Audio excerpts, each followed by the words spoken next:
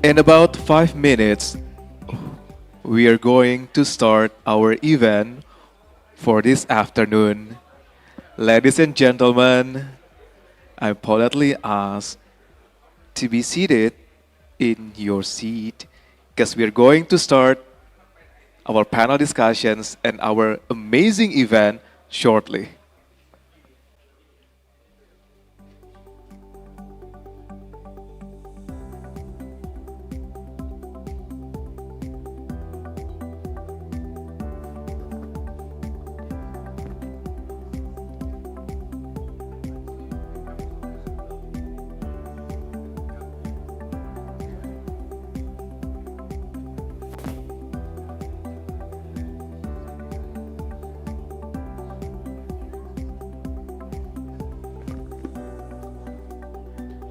In about 5 minutes, we're going to start our event this afternoon.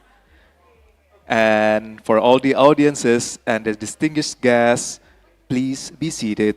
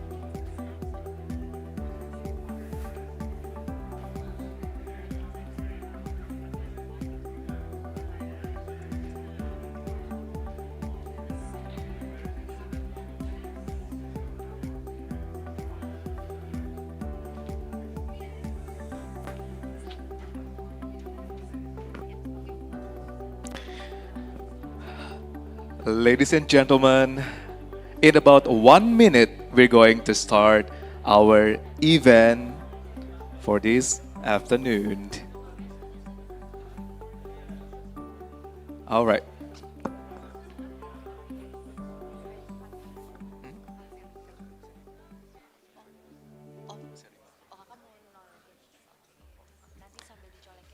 Okay.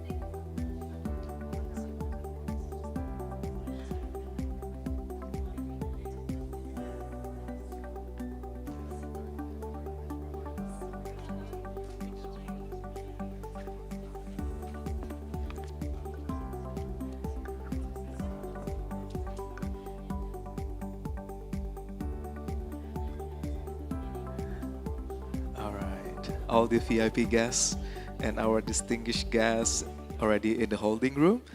And we're gonna start our event shortly.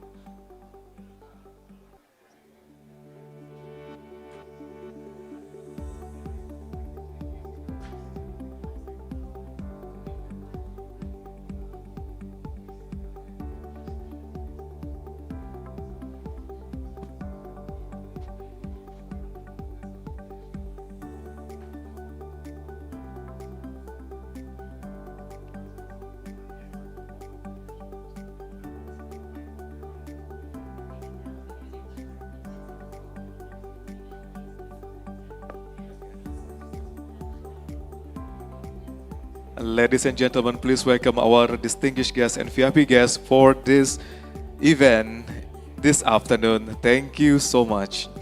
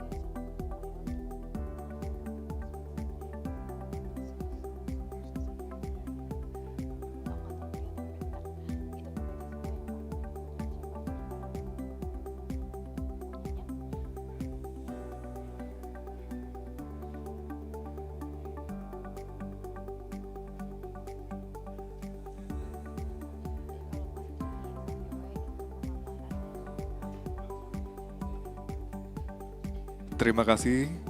Selamat datang kepada Bapak Triwinarno, Bapak Eldi Satria Putra, Ibu Esther Sriastuti, Bapak Eko Komara, dan Bapak Imaduddin Abdullah di event siang hari ini.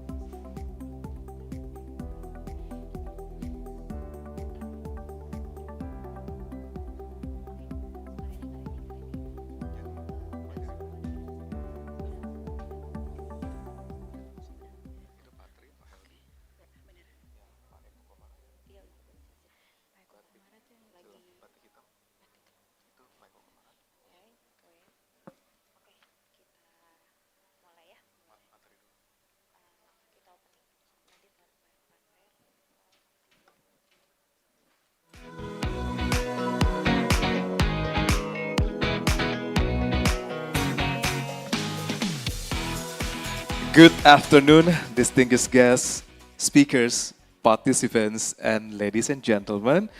Welcome to the public seminar of the Global South Dialogue and Critical Minerals and Green Industrializations under the theme Critical Minerals and Green Industrializations for Shared Prosperity in the Global South.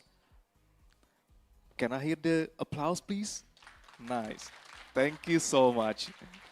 I want to light up the room in this event, right? And first, allow me to especially acknowledge the first, Bapak Triwinarno, Director General of Mineral and Coal, Ministry of Energy and Mineral Resources, Republic of Indonesia. Terima kasih, Pak Tri. And the second one, Bapak Heldi Satria Putra, Deputy for Strategic Investment Downstreaming, Ministry of Investment and Downstream Industry, BKPM. Thank you, Pak Heldi. And I want to welcome Ibu Esther Sri Astuti, Executive Director of INDEF. Thank you, Mbak Esa. And Bapak Eko Komara, Executive Director of Penabulu Foundations. And also I would like to say thank you, Bapak Imanuddin Abdullah, Director of INDEF Green Transitions Initiative. Terima kasih, Pak Imanuddin. And my name is Ruli Kurniawan, and this is such an honor for me to become part of this amazing event with INDEF. And over the past 2 days, we have discussed central questions. How can critical mineral wealth become a driver of a stronger domestic industries, technology, quality employment, sustainable development, and shared prosperity across the Global South? And this afternoon, we will bring those discussions to the public, to the Jakarta Agenda, government perspective, a panel discussions, and also closing reflections. And we will begin with the Jakarta Agenda declarations, followed by the two keynote speeches from the government of Indonesia, our main panel discussions, and concluding reflections. And to formally open our public seminar and deliver the Jakarta Agenda declarations, it is my pleasure to invite Ibu Esther Sri Astuti, Executive Director of INDEF. And to Ibu Esther, the stage is yours.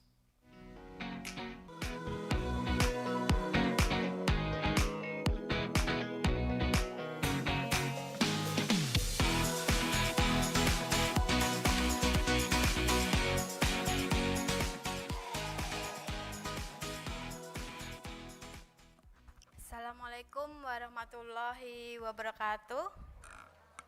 Good afternoon, distinguished guest speaker, colleagues, and ladies and gentlemen.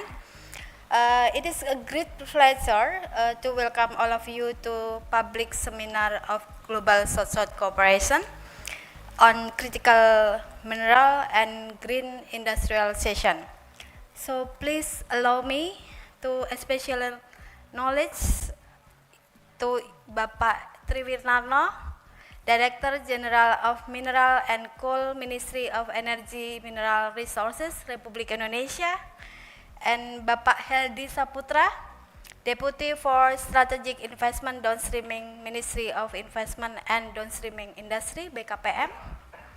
I would like to extend our appreciation to our partner, Penabulu and Oxfam, to CNN Indonesia, and for supporting today's public seminar, and to all of speakers and participant partner colleagues who contributed on the seminar.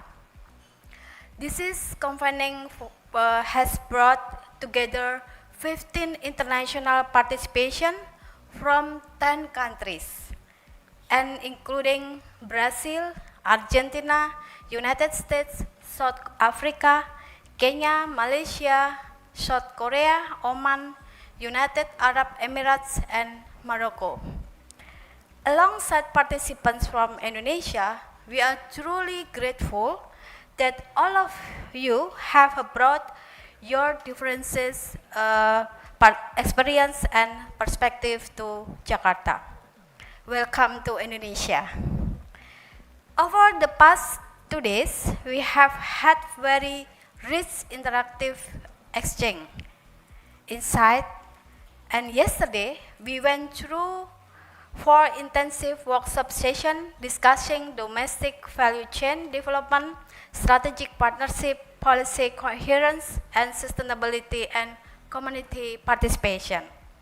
And this morning, we continue to our fifth workshop on regional and social cooperation,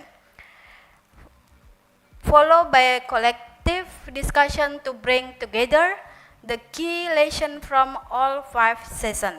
So across this discussion, one message has been very clear. The growing global demand for critical minerals present a major opportunity for countries in global south. But our ambition should go beyond simply supplying minerals to global markets. It means that the real challenge is how we can use our mineral wealth to build stronger domestic industry, develop our technology, and then productive capabilities and create quality jobs, and ensure that benefits of industrial development are shared more broadly while maintaining environmental sustainability and protecting communities. Ladies and gentlemen, this is why we have brought together perspectives from Asia, Africa, and Latin America, as well as other parts of global south, to learn from different experiences, to identify common challenges and explore where stronger cooperation can help us shape a more development-oriented critical mineral agenda. So today, we are bringing to those discussions into public space. And one of the most important outcomes of this dialogue is Jakarta Agenda on Global South, Critical Mineral and Green Industrialization, which reflects the key direction emerging from the 5 workshop sessions we have conducted together. So, Jakarta Agenda Declaration to formally present to Jakarta Agenda on Global South, Critical Mineral and Green Industrialization. And I would like now to invite Ms. Rini Devianti Nasution as a Director of Program at Penabulu Foundation to join me on the stage. Please welcome Ms. Rini.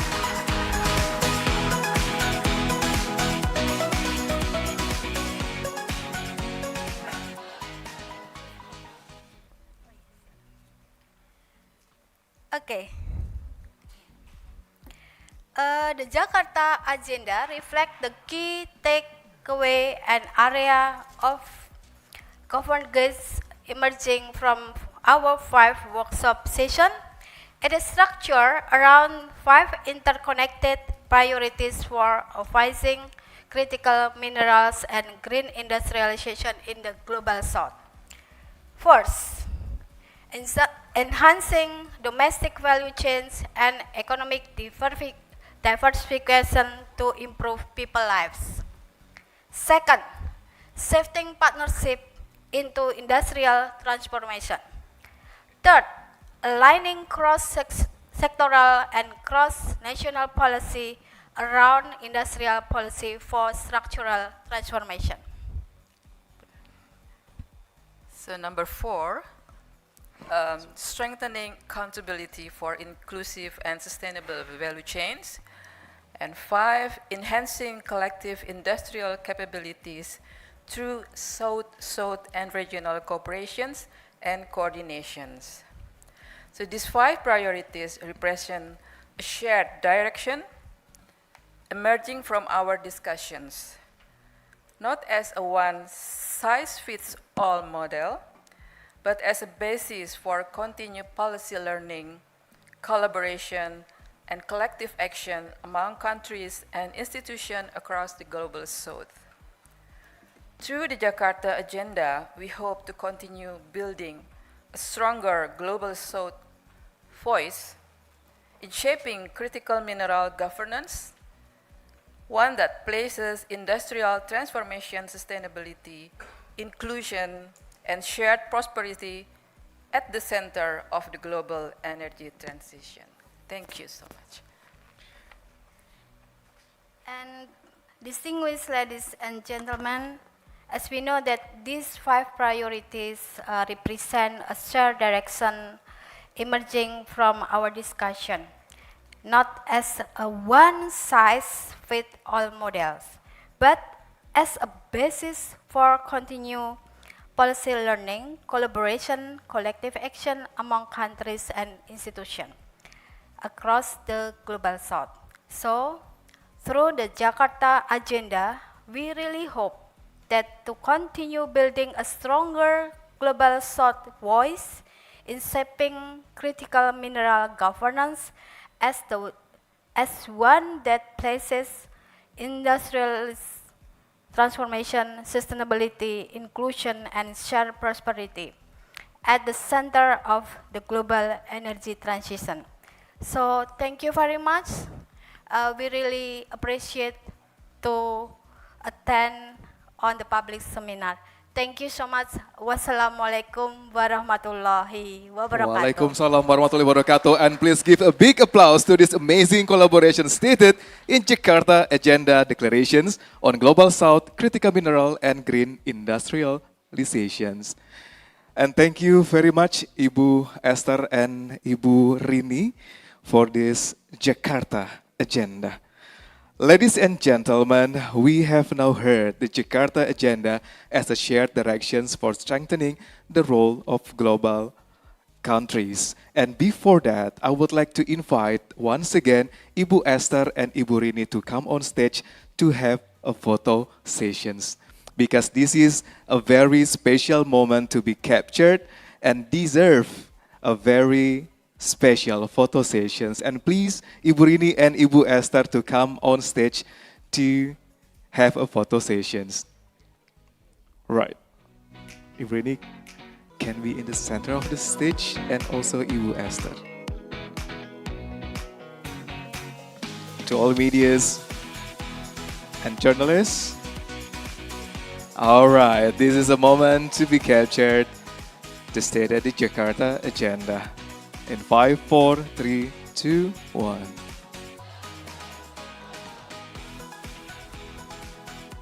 Thank you. Boleh shake hands. Nice one. Look at the camera.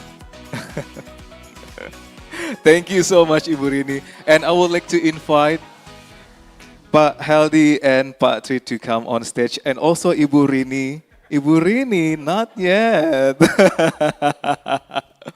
And also Pak Tri and also Pak Herianto to come on stage to have our photo sessions. This is to commemorate, like to make this even more special. Please come in front of the podium. All right. Okay, all medias and all journalists, get ready. Camera in the front. Stand by in 3, 2, 1. Right. Do you have like certain pose? I mean like like this one maybe? Okay. 3, 2, 1.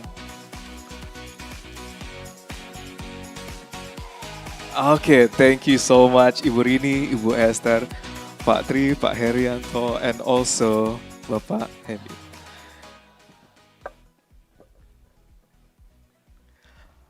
Like I said earlier, we have now heard the Jakarta Agenda as a shared directions for strengthening the role of Global South countries, especially in critical minerals and green industrializations.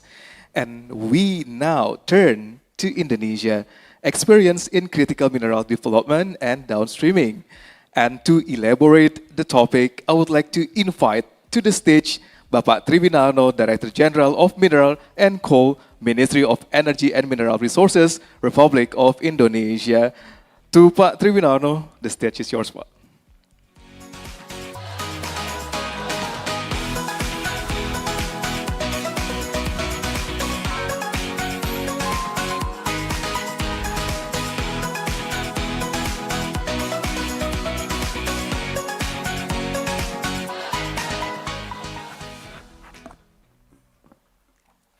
Bismillahirrahmanirrahim. Assalamualaikum warahmatullahi wabarakatuh. Waalaikumsalam. Salam sehat dan sejahtera selalu. I'm so sorry I will use bahasa Indonesia. Bapak Ibu yang saya hormati,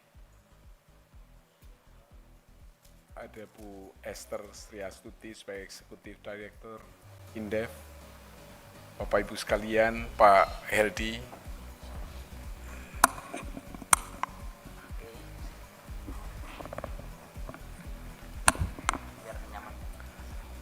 ini ya. Pak Heldi, Bapak Ibu sekalian yang berbahagia, pertama saya menyampaikan apresiasi kepada Indef yang pada kesempatan kali Indef Green Transition Initiative dan seluruh mitra penyelenggara atas terselenggaranya Global South Dialogue on Critical Mineral and Green Industrialization. Tema ini saya pikir sangat relevan sekali dengan perkembangan global pada saat ini, di mana transisi energi, transformasi teknologi, dan perubahan geopolitik telah menjadikan mineral kritis semakin strategis. Dan mineral juga tidak hanya dipandang sebagai komoditas pertambangan, tapi juga telah menjadi bagian penting dari ketahanan energi, pembangunan industri, kemudian teknologi hingga daya saing dari suatu negara. Bagi Indonesia, kondisi ini menghadirkan peluang sekaligus tanggung jawab, di mana kita memiliki sumber mineral atau sumber daya mineral kritis yang cukup, namun ukuran keberhasilan kita bukan sekedar berapa banyak mineral yang kita tambang. Oleh karena itu kami menyampaikan 3 perspektif utama di sini. Yang pertama yaitu hilirisasi sebagai strategi transformasi ekonomi. Kemudian yang kedua, pertambangan yang bertanggung jawab dan berkelanjutan sebagai fondasi untuk industri mineral Indonesia. Dan yang ketiga adalah peran Indonesia dalam membangun kerjasama Global South yang lebih setara dan memberikan nilai yang lebih besar kepada negara produsen sumber daya. Bapak Ibu yang saya hormati, hilirisasi mineral di Indonesia memiliki fondasi hukum yaitu Undang-Undang Nomor 4 Tahun 2009, di mana mandat tersebut telah ditegaskan dan diperkuat dengan Undang-Undang Nomor 3 Tahun 2020 dan Undang-Undang 2 Nomor 2025. Filosofinya sangat jelas, yaitu bahwa sumber daya alam Indonesia harus menghasilkan nilai ekonomi yang sebesar-besarnya bagi Indonesia. Kita ingin bergerak dan ekonomi yang hanya bergantung kepada ekspor bahan mentah menuju struktur ekonomi yang memiliki kapasitas pengolahan, pemurnian, manufaktur, teknologi, dan juga industri turunan.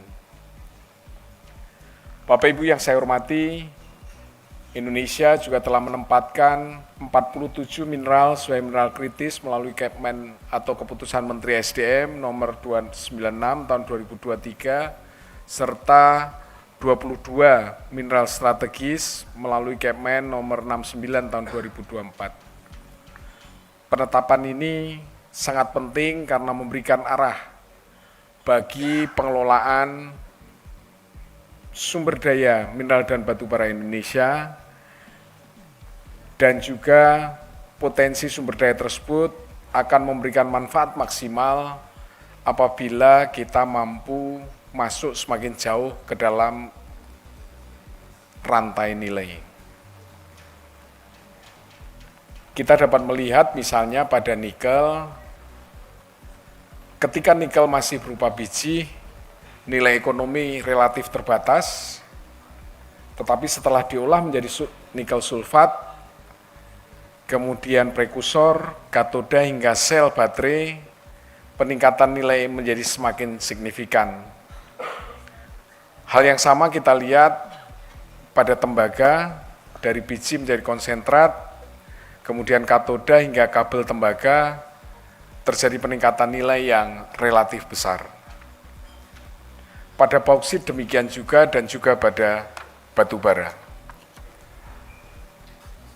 Bapak Ibu yang saya hormati, perjalanan hilirisasi Indonesia telah berkembang dari sebuah kebijakan menjadi pembentukan ekosistem industri yang nyata. Materi ini menunjukkan sejumlah tonggak penting sejak tahun 2020 hingga tahun 2026 dengan semakin kuatnya kebijakan peningkatan nilai tambah dan bertambahnya kapasitas industri nasional. Ini menunjukkan bahwa arah hilirisasi kita mulai bergerak dari sekedar processing menuju pembangunan industrial ecosystem.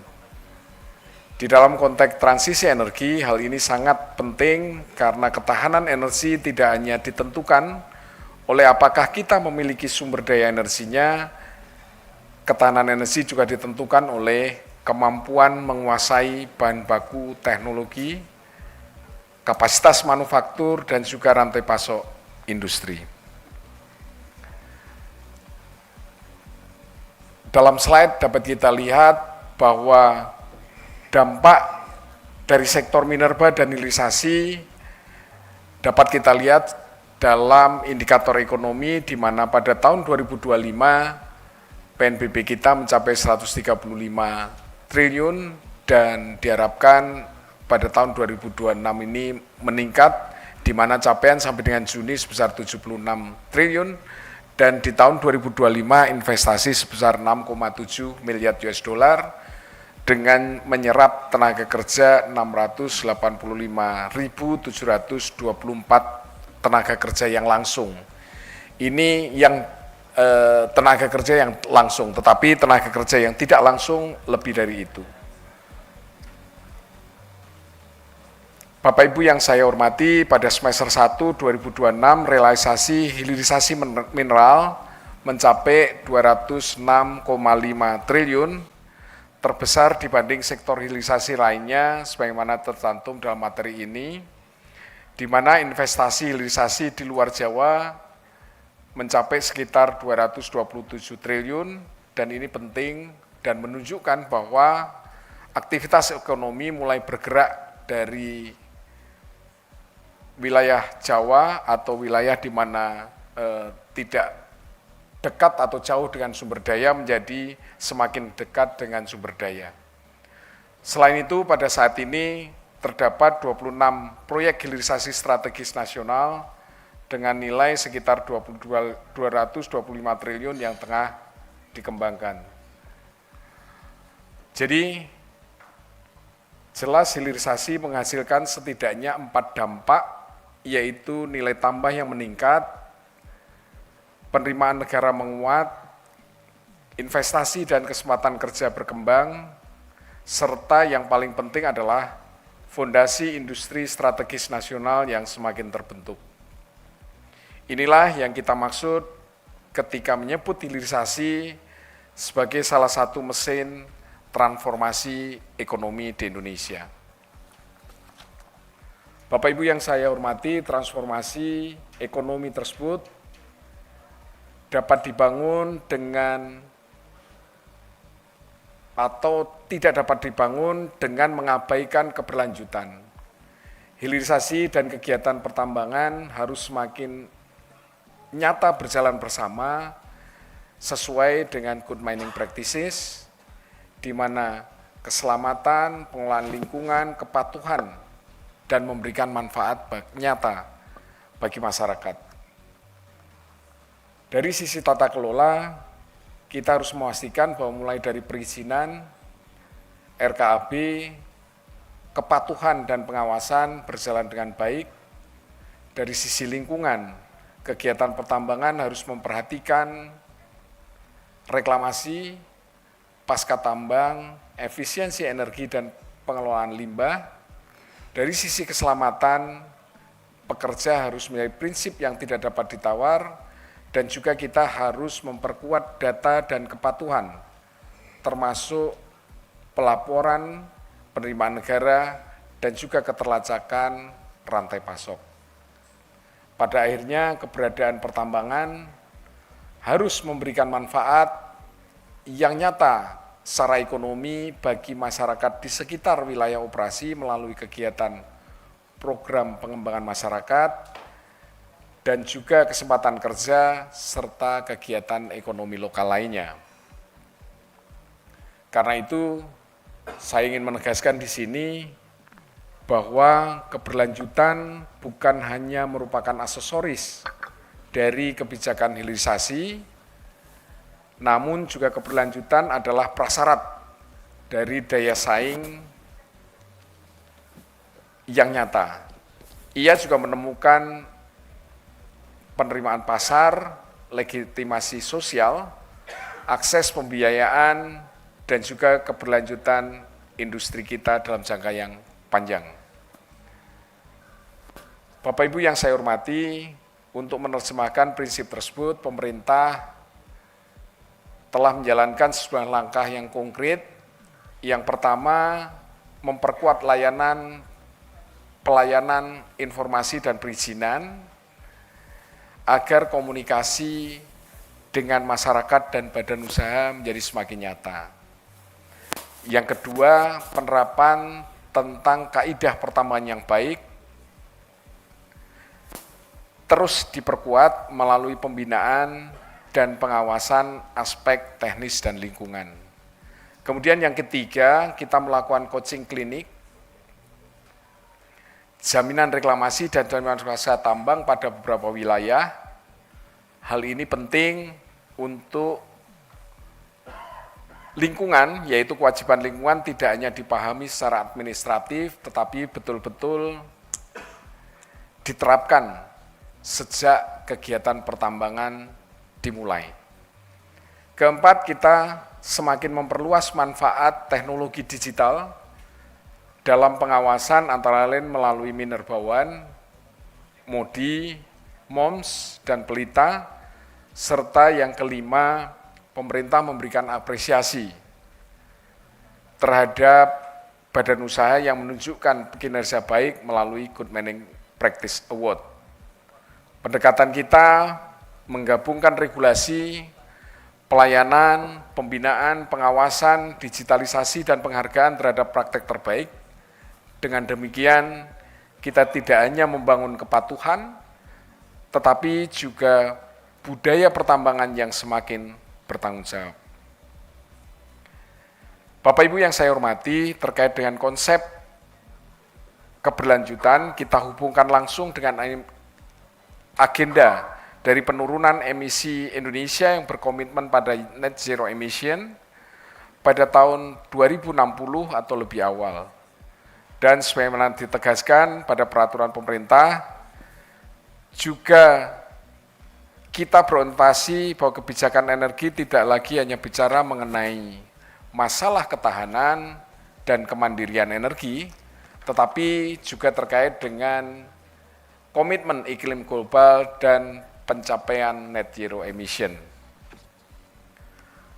Pemerintah memahami bahwa sistem inventarisasi dan penurunan emisi gas rumah kaca harus dibangun secara bertahap, dan sejak tahun 2024, Direktorat Jenderal Mineral dan Batubara telah menyusun pedoman teknis perhitungan dan inventarisasi ke emisi gas rumah kaca. Dan pada tahun 2025 telah dilakukan evaluasi dan pemutakhiran pedoman sekaligus penyiapan perangkat regulasi. Bapak Ibu yang saya hormati, saya rasa pengalaman dari Indonesia dalam hilirisasi dan penguatan tata kelola memberikan pembelajaran yang dapat menjadi bagian dari dialog yang lebih luas di antara negara-negara Global South. Indonesia tidak memposisikan diri sebagai pihak yang memiliki seluruh jawaban terhadap tantangan, tetapi kita ingin menjadi mitra pembelajaran karena setiap negara memiliki kondisi geologi, struktur ekonomi, kapasitas teknologi, dan juga prioritas pembangunan yang berbeda-beda. Sebagai penutup, Bapak Ibu sekalian, izinkan saya menyampaikan 4 pesan utama, yaitu yang pertama, mineral kritis harus menjadi landasan transformasi industri, bukan sekedar komoditas ekspor, kita harus mengubah keunggulan sumber daya menjadi keunggulan industri. Yang kedua, hilirisasi harus terus diperdalam. Kita tidak boleh berhenti pada pengolahan dan pemurnian, tetapi kita harus bergerak menuju industri antara, manufaktur dan industri turunan, penguasaan teknologi, pengembangan pasar juga. Yang ketiga, keberlanjutan, keselamatan, penurunan emisi, dan manfaat bagi masyarakat harus betul-betul menjadi bagian inti dan modal bisnis sektor minerba, di mana keberlanjutan bukan pilihan tambahan, tetapi merupakan syarat agar industri dapat bertahan dan bersaing dalam jangka panjang. Dan terakhir, Global South perlu membangun kemitraan yang lebih setara agar negara-negara produsen memiliki posisi yang lebih kuat di dalam mata rantai global.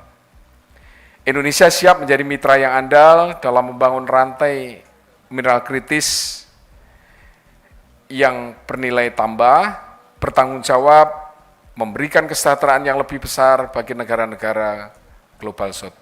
Demikian, terima kasih. Assalamualaikum warahmatullahi wabarakatuh. Waalaikumsalam warahmatullahi wabarakatuh. Thank you very much, Bapak Triwinarno, for those important reflections and strategies on Indonesia's mineral development journey.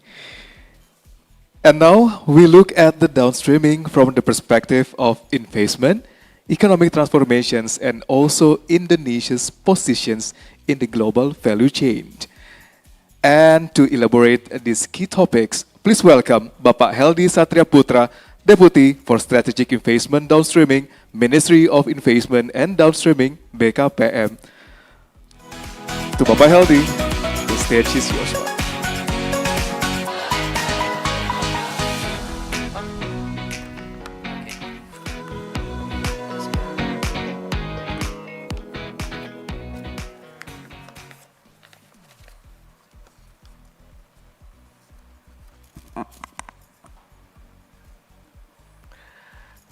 Assalamualaikum warahmatullahi wabarakatuh.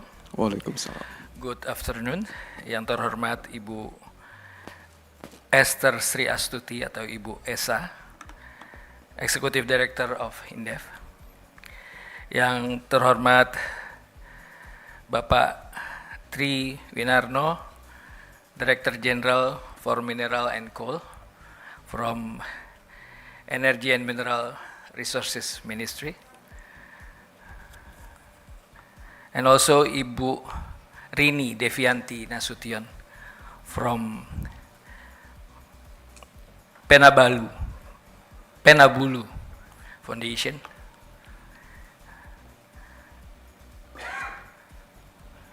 And distinguished guests, ladies and gentlemen, it is an honor for me to be here at the public seminar, Critical Minerals and Green Industrialization for Shared Prosperity in the Global South, organized by Green Transition Initiative, INDEF, and Penabulu Foundation.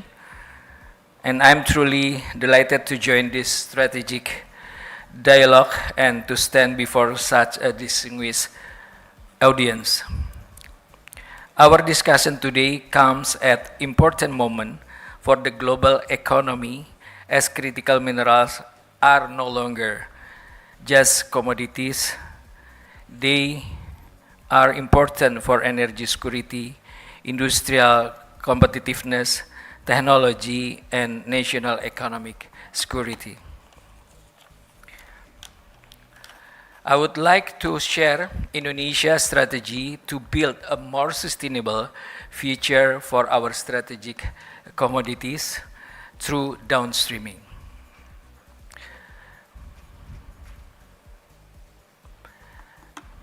Despite current global economic and geopolitical challenges, Indonesia has recorded a strong economic growth of 5.29% in the second quarter of 2026.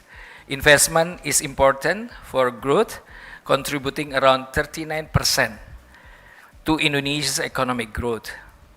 In 2025, investment realization reached more than 1900 trillion rupiah. Downstream investment reached around 584 trillion rupiah or contributed around 30% of total investment. In the first half of 2026, downstream investment reached around 30% of total investment, around 1,011 trillion rupiah. Mineral downstreaming remains the largest contributor with around 207 trillion rupiah and around 69% of total downstream investment. This shows Indonesia is moving from exporting raw materials to producing higher value products. Overall, these trends show that Indonesia remains an attractive and reliable investment destination, especially for downstream industries and mineral commodities. For decades, many resources-rich developing economies participated in global value chains, mainly at the extraction stage. Minerals were exported while much of the higher value creation from processing and materials engineering to component manufacturing, technology development, and final products took place elsewhere. Furthermore, I would like to explore more on the roadmap of the strategic downstream investment. Indonesia has developed a roadmap of downstream industries for 28 strategic commodities. We made this roadmap together with INDEF, with Bu Esa. Thank you, Bu Esa. With a potential to generate 618 billion US dollar of investment and 857 billion US dollar in export and create over 3 million jobs by 2040. It's marking our definitive shift from a raw material exporter to producer of high value finished goods.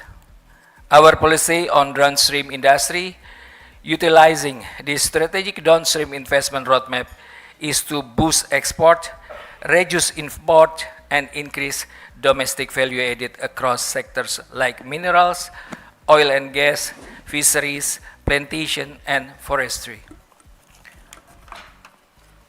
Indonesia holds strong global position in many resources, especially in mineral commodities, such as being number 1 in nickel reserve, number 2 in tin, number 6 in bauxite, number 7 in coal reserve, but number 1 in coal production, and number 11 in copper, with support downstream growth. This roadmap strategy placing Indonesia as competitive player in global supply chains, especially for green and high-value industries. Moreover, on downstream industry policy to support national energy transition, Indonesia is strengthening to increase the value of its strategic commodities and support the energy transition by developing renewable-based supply chains such as EV battery, battery energy storage, solar panel, hydrogen, and biofuel like biodiesel, bioethanol, and sustainable aviation fuel.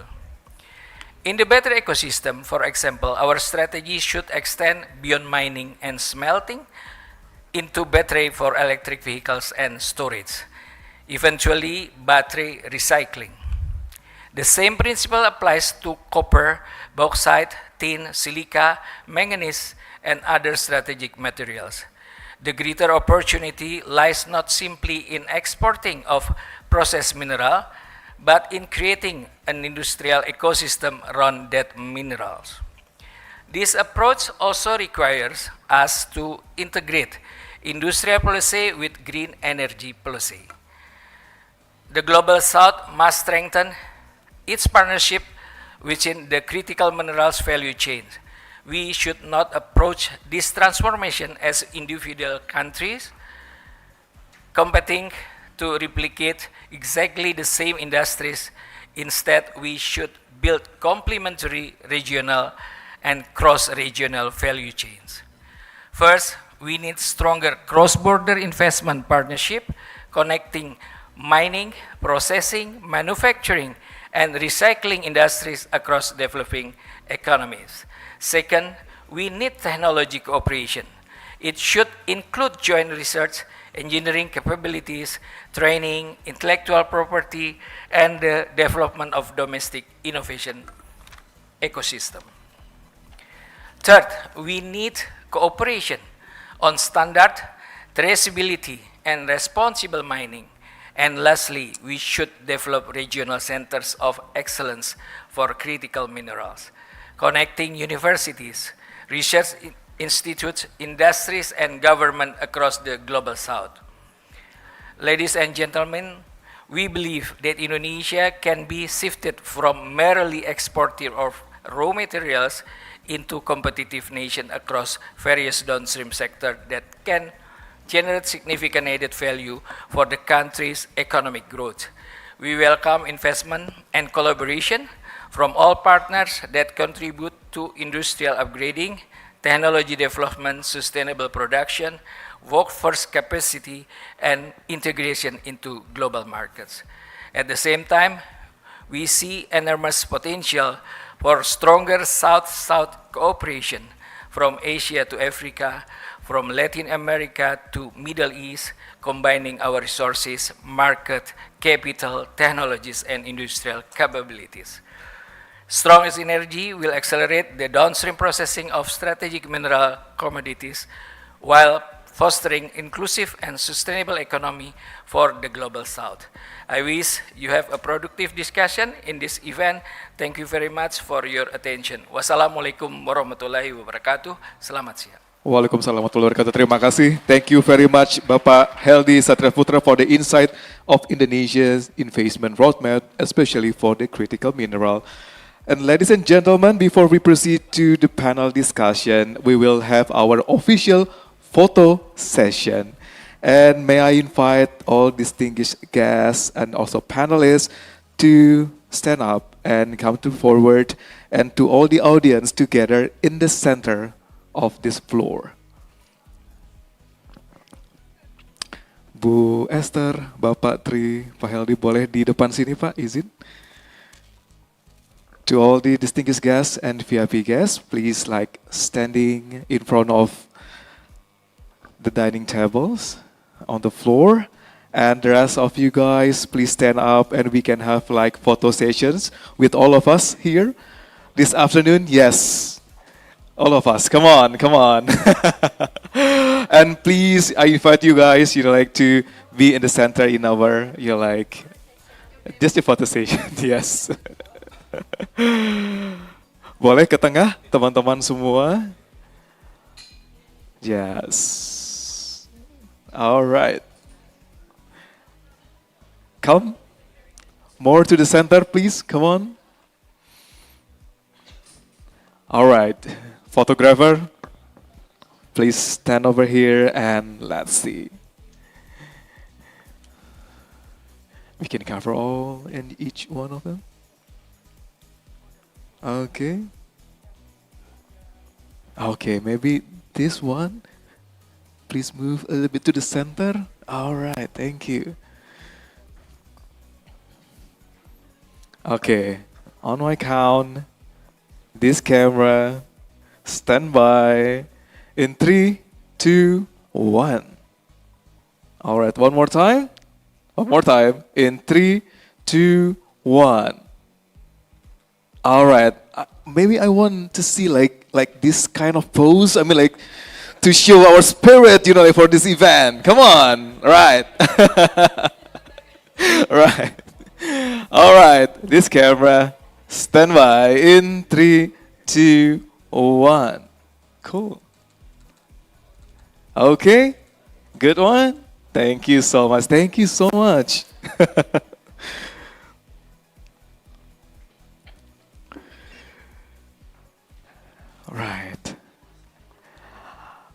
All right.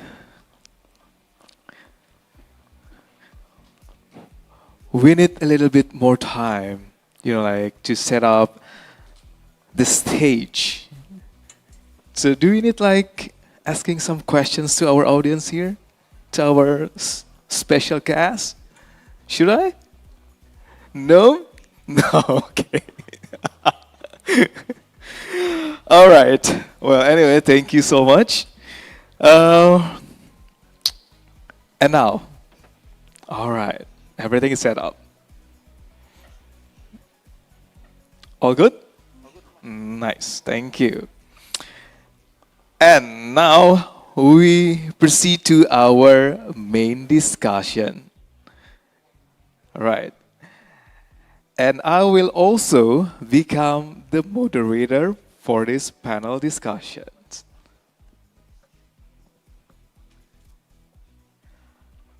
Ladies and gentlemen, we will now continue with our main panel discussions, the Jakarta Agenda, Critical Minerals and Green Industrializations, Pathways to Share Prosperity in the Global South. We have heard that critical minerals present a major opportunity for economic transformations, but resources alone do not guarantee development. So, on our panel, we will now place these questions into a wider global South perspective, bringing together experiences from Indonesia, South Africa, and Brazil. And joining me here on the stage, and please welcome the one and only Dr. Haryanto from Ministry of Energy and Mineral Resources, Republic of Indonesia. Let's give a big applause for Bapak Haryanto.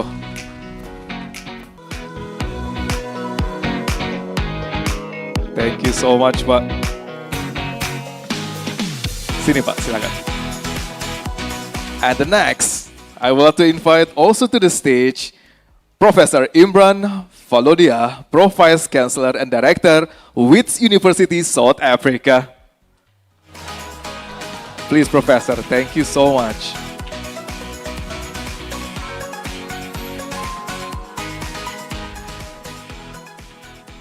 And the last one, our lovely Stefania Ralfa, Director of Industrial Transformations, E Plus Energy Transition, Brazil.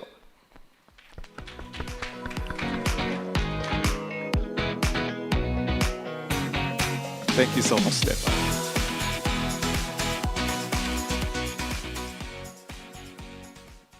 All right, and we start move directly into our discussions for this afternoon. Indonesia has moved from exporting raw nickel toward domestic processing and downstreaming. And I will start our panel discussions with Indonesian perspective, Pak Haryanto. So what is the next after this? After Indonesia moved from exporting raw nickel toward domestic processing and downstreaming, what will happen next in our roadmap, Pak Haryanto? Yes, thank you. First of all, I would like to thank to INDEF for inviting us today today dialogues. To answer your question, one is downstreaming effort. Today is have largely remain at the intermediate product in Indonesia. And however, the process is still ongoing. And we are not content to stop here.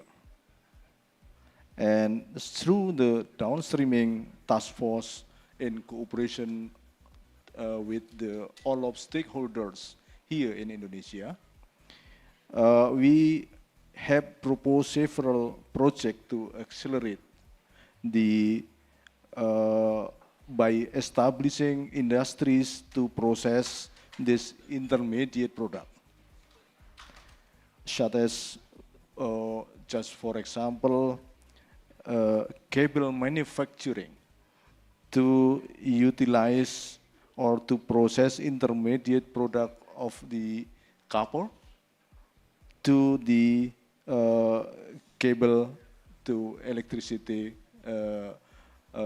needs.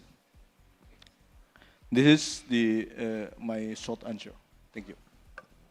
So the process is still ongoing, Pak Haryanto, but so what is the biggest implementation gap that we're facing right now, Pak Haryanto? Yeah, thank you.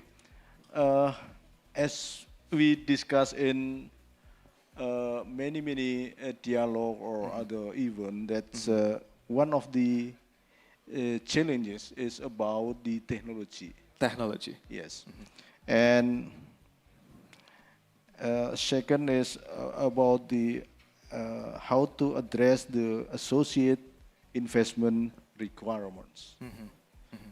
The technology is because some of the commodities like critical mineral are still new, then we should overcome this technology Right. to implement in Indonesia. Right. And we still have the gap in technology, and we are still dealing with that. And likely because we are still in the ongoing process, and there's still a lot of things that we can learn, like from the global investment coming to Indonesia. And I will turn to Prof. Imran from South Africa. The theme of this seminar is shared prosperity from the South African and broader African experience. Professor Imran, how should we measure whether mineral-led industrializations is truly benefiting society? Prof. So I would start by saying that the standard things that we do the measurement of, things like kind of GDP investment, are they're really important, but they only tell us kind of something about kind of how much of economic activity is happening. I think for this area, you want to ask a set of much more kind of harder and deeper questions about the structure of your kind of about the structure of your kind of economy. So I would say there are 4 areas that I would want to measure. The first is you want to get some measurements about the advancement in your productive capabilities. So is this advancing, kind of advancing your kind of your capabilities? And in the kind of economics field, we refer to that as structural transformation. Is your economy going through a process of structural transformation? So I think you want to develop a set of measures along that. 2, I think we need a lot of measures on the distribution questions. So it's questions about who owns these resources, are we transforming gender relations, are we improving incomes of workers, are are these investments creating opportunities for young workers to get jobs, etc. Right. So point 2 is a set of things that I think you need to measure around questions of kind of questions of kind of how these rents kind of are being shared. 3 is, I think we can't hide from the fact that you need to measure the environmental sustainability of these things. I think what you don't want to have as an outcome is a growth process that is not going to address kind of sustainability questions. And then fourthly, and most importantly, I think essentially these things are about the distribution of global economic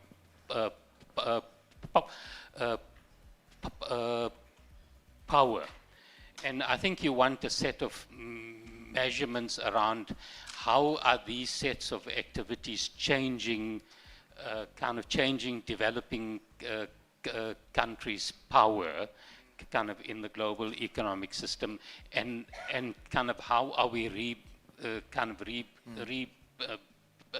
balancing that in the interests of the developing world. Right.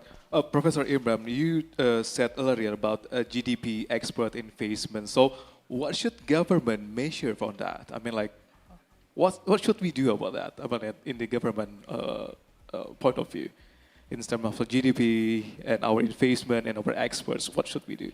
What should we measure about that? I would say that we should be working together in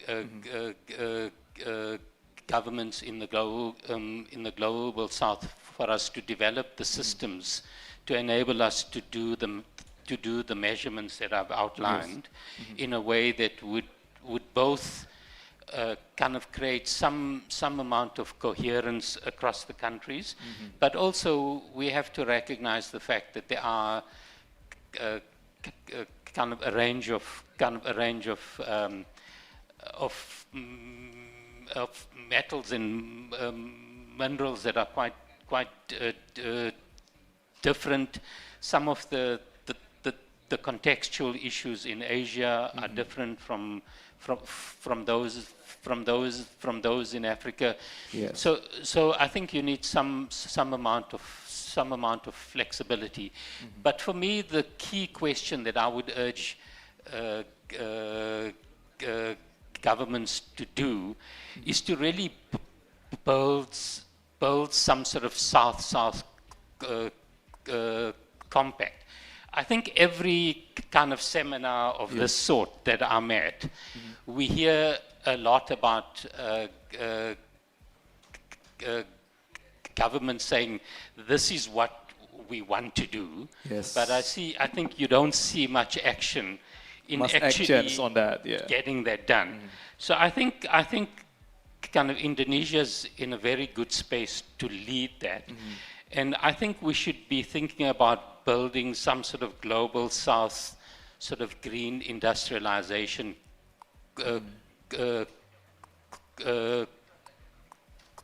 compact. Yes. And we must stop talking about it in theory, and we need to actually do it, Right. so that we can share some of these resources. I think it's not a question of trying to kind of increase the price of the raw materials only, because my sense is I think that in the long term gets you into a trap, because it's going to keep us being countries that produce raw materials, maybe do a bit of processing, but we're not really advancing into the more important areas of skills and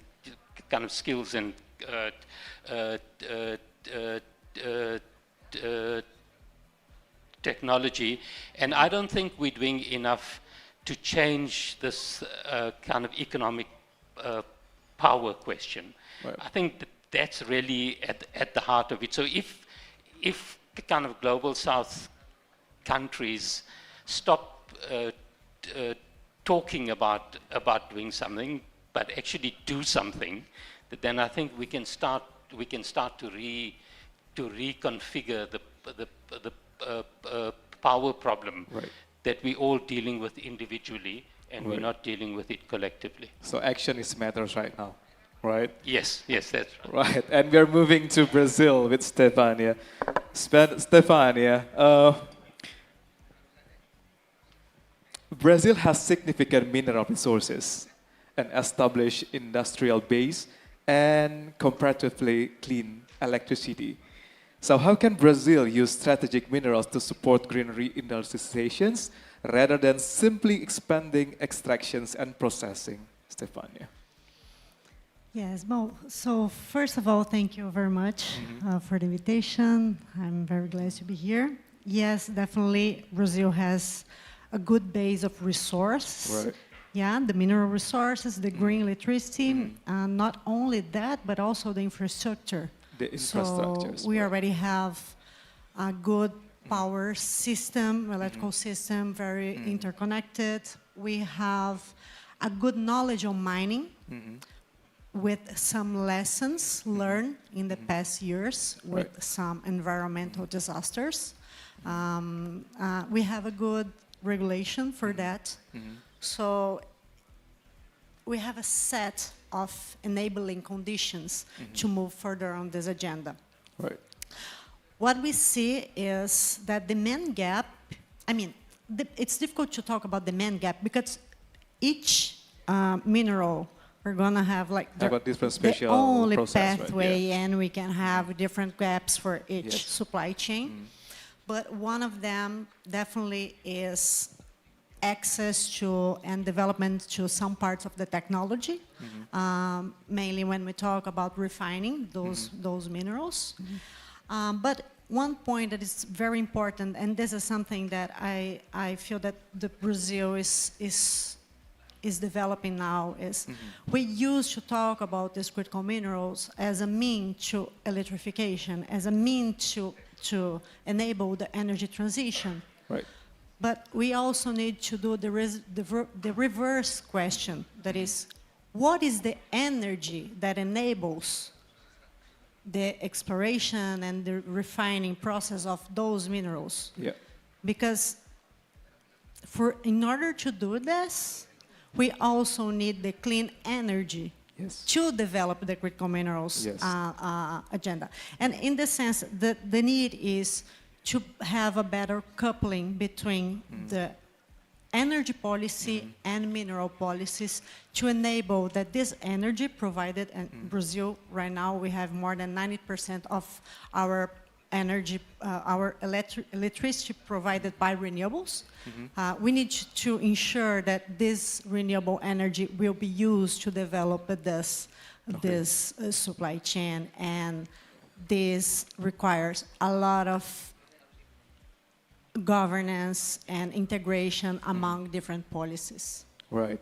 How do you see, I mean, like the progress in Brazil in terms of, like creating those kind of process in terms of technology? Like Pak Haryanto and Prof. Imran said that technology become one of the, like problems to deal with of those things. How Brazil's, like handle this? We evolved a lot in the last years. We have been developing actually several different policies right now. All right. To mention a few ones, we are developing our policy on critical minerals. We are developing a national strategy on rare earth. We also are developing our carbon market, our sustainable taxonomy. We have this transition ecological plan, Right. which is very interesting because it's a policy led by Ministry of Finance, not by the Ministry of Environment Minerals, and Climate Change, which shows very clearly that this agenda for Brazil is not a climate agenda. It's also a climate agenda, but it's Right. economic agenda. Right. Besides that, we also have now the national strategy for industry decarbonization and another policy called New Industry Brazil. No, New Industry Brazil. Yeah, exactly. New Industry Brazil. So there are a lot of different initiatives being developed in this sense. And again, the challenge now is on the implementation of these policies. How could we align all of them? Because they are being led by different parts of the government. So Yes. this is the main challenge. The coordination is challenging. The coordination is a challenge, and a very important part of these actors is the Ministry of Foreign Affairs. All right. Because when we talk about this technology and creating this kind of supply chain, we need to work on diplomacy. Right. And we need to work on diplomacy of the technology innovation diplomacy, trade diplomacy. How to attract so- investment, right? Yeah, exactly. Right. Right. So everything is, based on investment matters, but not just investment, but volume alone is not enough. I believe that, right? So So the next question will be, what makes critical mineral or green industrial investment genuinely high quality for a developing country? Like you already elaborated some of them, so I'm gonna give this, first to Brazil. First of all, is understanding what are our actual potential. Actual potential. Yeah, Yeah. We need to understand, okay, what are the minerals that we have, how available they are, how available, I mean, and by available I mean, what is the condition that I need to have to explore these minerals, Right. in which part of the territory those Yeah. minerals are. Yeah. For instance, in Brazil, we have a huge part of the country that is protected because of the Amazon forests. Yes. So this is one of the issues. Where are Yeah. those minerals? And then I think the next question is, who are the partners that could develop this together with Brazil? Who are the countries and how willing they are to share technology, to make fair and good trade agreements, and Yeah. how Brazil are gonna prioritize these different supply chains, considering the sustainability of the exploration, but also what are the market available, what are the partners that we can have. So for us, to achieve the development of the supply chains, we need to understand what are the ones that we need to prioritize. All right. Because when we talk about the Global South, our capacity to attract and provide investments are limited. Yes. So we need to redirect what are the most Prioritize. favorable supply chains to be developed. And this is not something that is defined by just one factor. All right. For instance, well, what is the mineral that pays more? No, it's not just Yes. that. We need to combine these Not as different simple as sets that. of aspects. Many aspects. Praveen Imran, what do you think about that? Yeah. So I would say, for me, two things would be important. The first is that we have to understand that this is a time-specific advantage, and that it's not going to last forever. So if we look back in history, there are many countries that had opportunities. Some of them kind of used them well, some kind of some not. So to give you a practical example, before we developed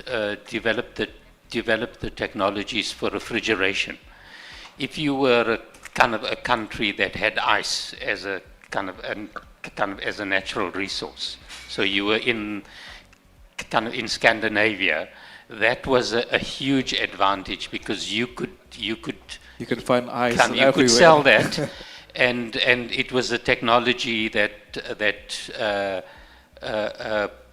put you kind of in an advantaged place, but it lasted for a specific amount of time. I think the area of critical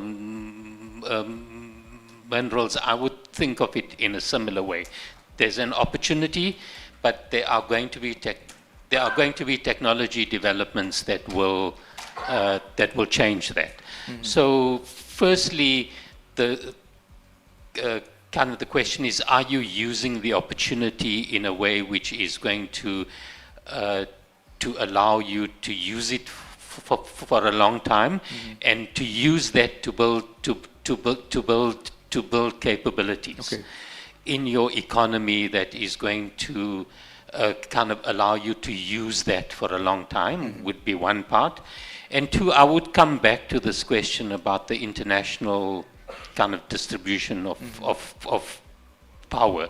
Have you used the opportunity to really rebalance powers of the kind of the economic power that countries in the global north have over those in the global south. So we all come from societies where for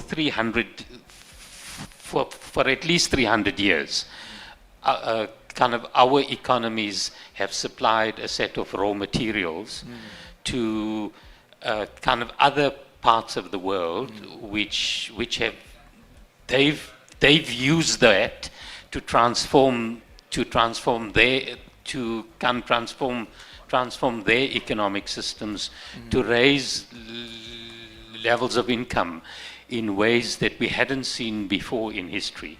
I think the question we will be asking ourselves in 20 years, 50 years, 100 years is have we used the opportunity to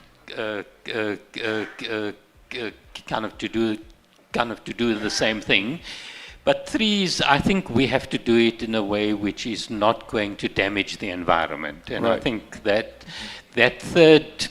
third quality dimension is really important for me. Have we managed to raise incomes of of our society in a way that has created sustainability for future generations? Yeah. Because I think all of the past histories of this have passed on a cost to future generations, which we can't afford to do. So for me, those would be the three quality assessments I would want to make. Right. Well, one thing that I really, catch from your statement, Professor, is this is not just, this is not last forever, right? So, Pak Haryanto, Indonesia is known for our big natural resources. So how can, we as developing countries make critical mineral or green industrial investment genuinely high quality for developing our countries? Yes, in my opinion, investment in critical mineral or high quality green industries in Indonesia must adopt an integrated approach covering all aspects. As mentioned by Pak Triwinarno, government expect downstreaming initiative to deliver not only high economic value, but also foster technology transfer. Right. Local supplier partnership, workforce training, also just mentioned by Pak Triwinarno, that downstreaming in Indonesia creating more job in Indonesia for local jobs. And then also join the research and domestic ownership, value-added export, and strict in environmental standard. Environmental standard. Yes. And do you think we already achieve that level? I mean, how to protect our environmental, due to our policies right now? Yeah, we still on the step because Yeah, we we're have still ongoing on such that. regulation just for example green mining Green mining. and also the mandatory for reclamation of the mining. So this is many effort to comply to environmental standard. And we just also discussing with our South partner, Yeah. like Tanzania, All right. about the how to green mining activity and also how to comply with ESG, All right. environmental, social, and government. Okay. So we were talking about environmental standard here, means that we also talking about the energy transitions. There is a fundamental tension, about critical minerals are essential for the energy transitions, but their productions can also be energy intensive and environmentally damaging. I will start with Professor Imran. You were talking a lot about how can we protect our environment. How can we, dealing with these issues right now? Yeah,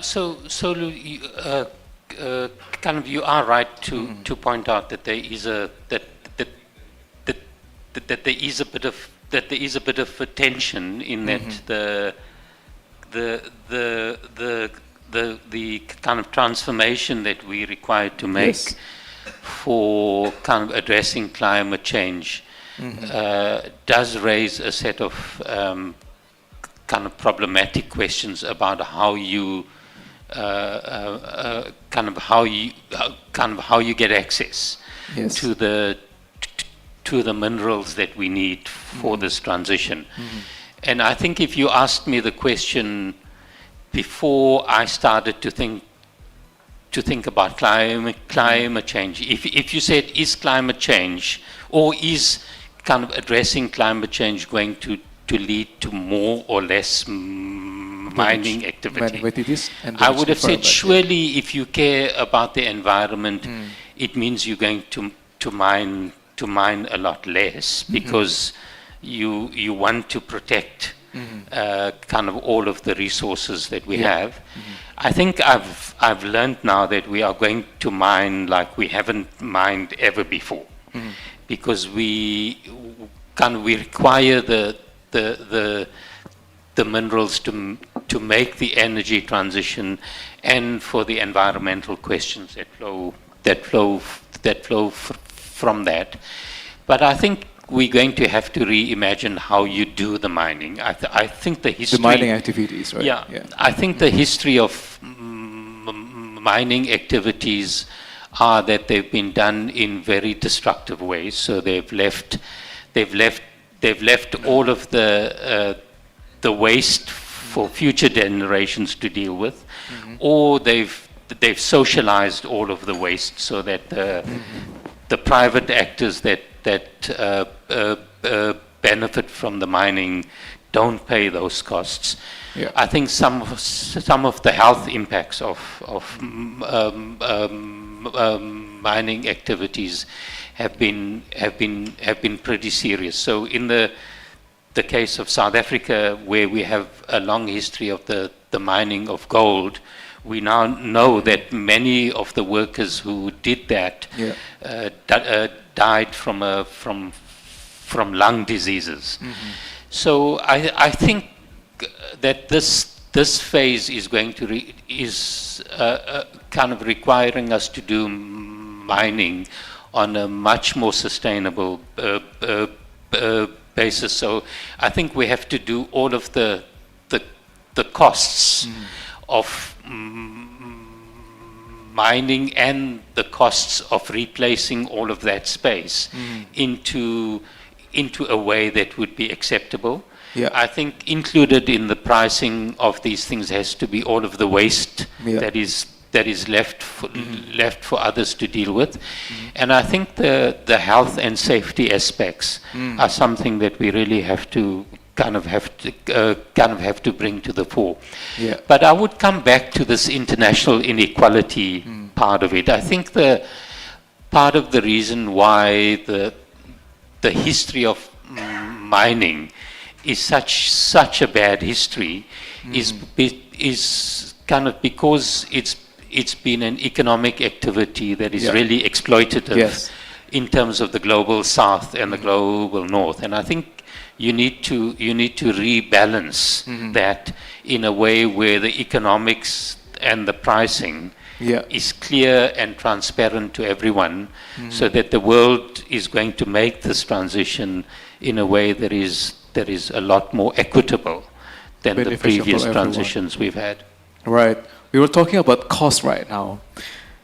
Can an industry truly be called green industrializations if its production remains carbon intensive or creates significant environmental and social costs? Stefania.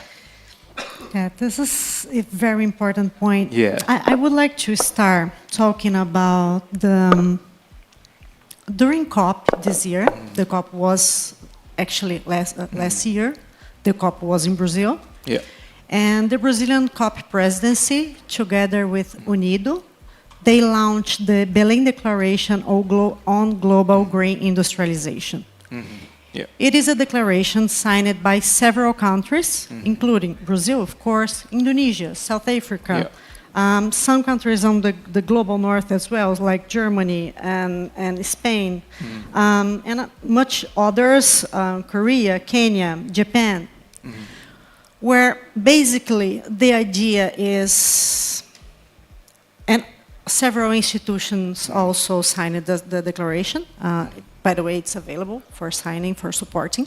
Yeah. And the idea, basically the idea is that those countries and those institutions agree that the industry and reindustrialization, industry in general, is part of the solution of the energy transition rather than something that needs to be dealt with. Right.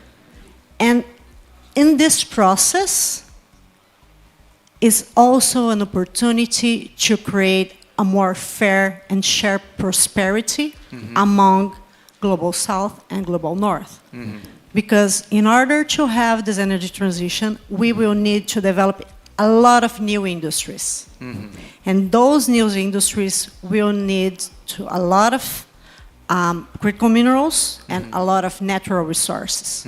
So the question is, where are we going to install these industries? Yes. And how are we How going to can do we do this? that? Deal with So it. Yeah. we need, and also this is something that the Global South needs to collectively engage on this international governance, on trying to frame that the way that we are going to develop those industries can actually be the way, the pathway to enhance this energy transition rather than the opposite. So, yeah, I think this is a good start for your question. Right, right. That's really intriguing. I'm gonna move to Pak Haryanto. Pak Haryanto, Stefania said we need to be balanced, right? And how should governments balance rapid industrializations with long-term low-carbon competitiveness, Pak Haryanto? That's gonna be the questions. So, to ensure the long competitiveness in carbon Yeah. or in environment in Indonesia, we have a long-term planning to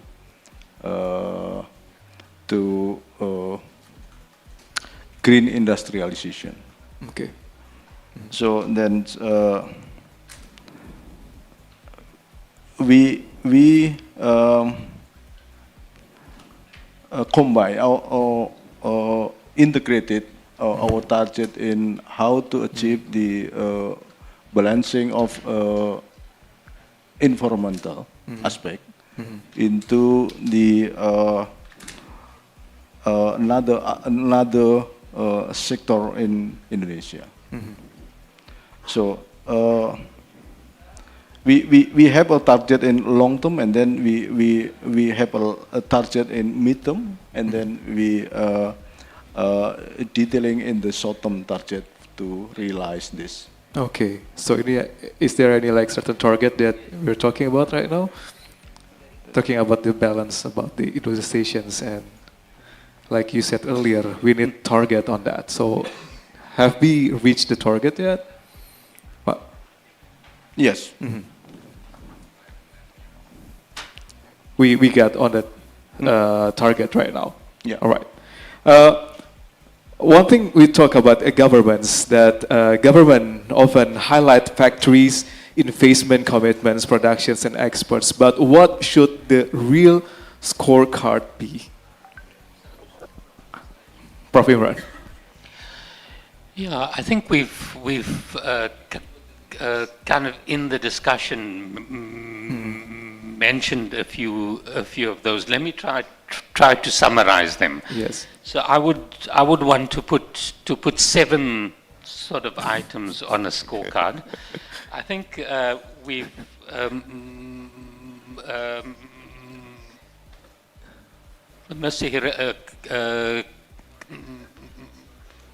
Mr. Hirayanto has mentioned the kind of importance of jobs, and I think that's one Job opportunities. one right. part. Yeah. But I think it's not just a question about how many jobs.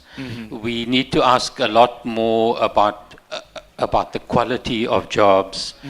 Are we changing the gender distribution of jobs? Are we kind of increasing the workers' income? So I think there's a thing about jobs and the quality of jobs Right. that's more than just the quantity. Right. So that's the first one. Mr. Hirayanto also mentioned the importance of the of the value adding. So I think that's a key part of it. Have you done this in a way which is adding value to your to your economy? A third part and related to it would be about have you created a local supplier base from the use of those resources? So you don't want to just attract investment that is linked with a supplier base elsewhere. Yeah. You have to create create a supplier base. But I think you need to move much more than just those kind of immediate issues, and I'll try to list 4 of those. The first is, I think you have to ask yourself, part of the scorecard has to ask, are you really innovating and creating a much more productive economy? So this area about the dynamism of your economy is for me a key part of the scorecard. Item 5, it's a point I've mentioned before, which would be the domestic kind of issues of power and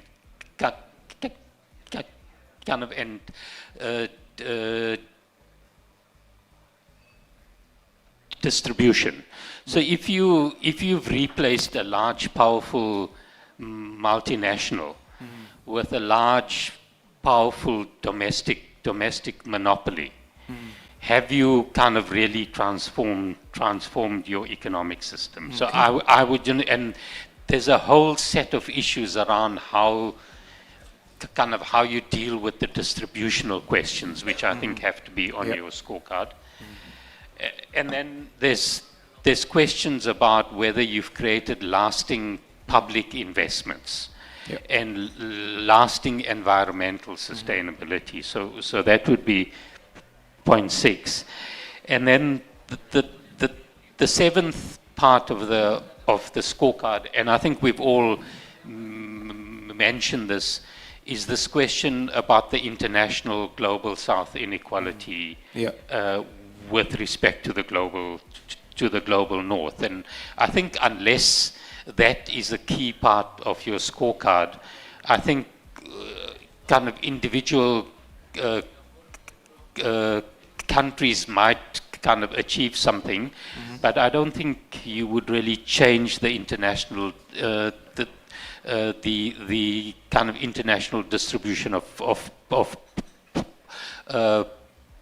power. So I think these questions around international trade, international power, who's really kind of controlling the global economy, are all key parts of the scorecard for me. Right.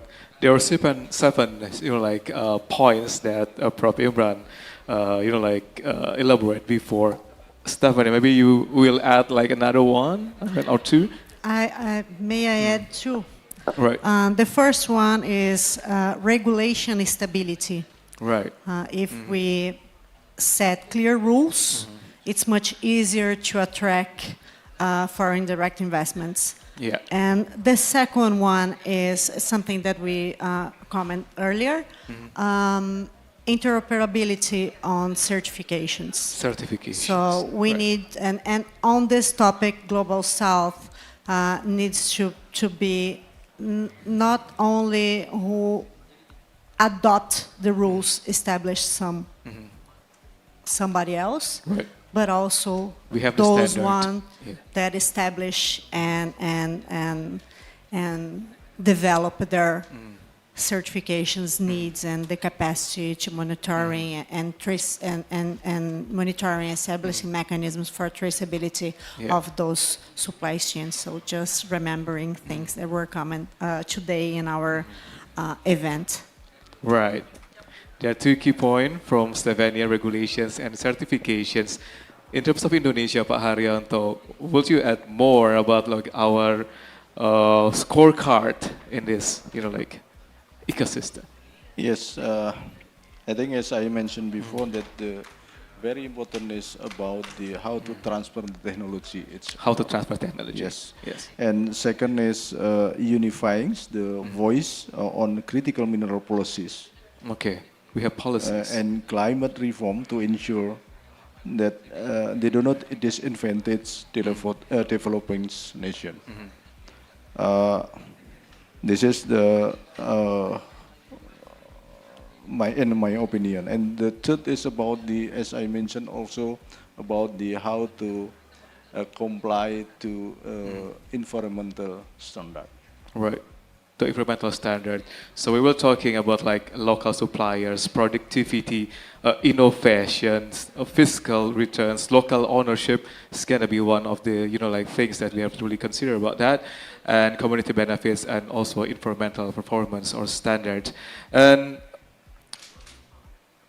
we move to the like in the global south that no country in the global south has all the minerals, technology, finance, infrastructure, research capacity, and markets needed to build the entire value chain alone. So where can global south corporations create greater value than countries acting individually? Start with Pak Haryanto. What should we do, Pak, in these corporations? Yes, I think the global south derived immense value from strengthening its bargaining power and securing interregional market access by uniting developing nationship from being rule takers to rule makers. Rule makers. Reduce economic dependency and also optimize self-reliant supply chains. All right. So, as you mentioned that about the technology transfer, sometimes the technology is very simple, and then we can exchange the technology how to improve our capability in technology transfer of critical mineral To add industrialization. values to our Yes. industrializations. All right. Move to Stefania first. Stefania, what do you think? What kind of corporations? You said earlier about certification standard, right? So- Yeah, but the way that you frame it, the problem, which I think it was very interesting. So someone has the technology, the other one has one type of mineral, the other one has Yes. have a little bit of Not all infrastructure have and a little everything. bit of market. Yes. We need to combine the strengths of these countries, Yeah. mainly regionally, because we have, for instance, in Asia, in Latin America, in Africa, we can have part of Africa that we have a lot of resources, other part that we have a lot of renewables. And we can connect those systems and create some of these clusters and these hubs, regional hubs, that we could create a more efficient and more productive corridors for developing those supply chains. And for those happen, we need to agree on the certifications, we need to agree Yeah. on the conditions for investment. Yeah. But I think that the first step is mapping those capabilities and understanding that we can have good agreement among us Yeah. to spread and to share this supply chain Right. among the different territories. Prof. Imran, do you think that each nations have something that they have to keep for themselves? What do you think about that? Do you think we still have to do that? No, I think that would be a dangerous way to Right. think about it. Okay. I would say that there are two big things that are happening here. One Yeah. is that is that the global South sits on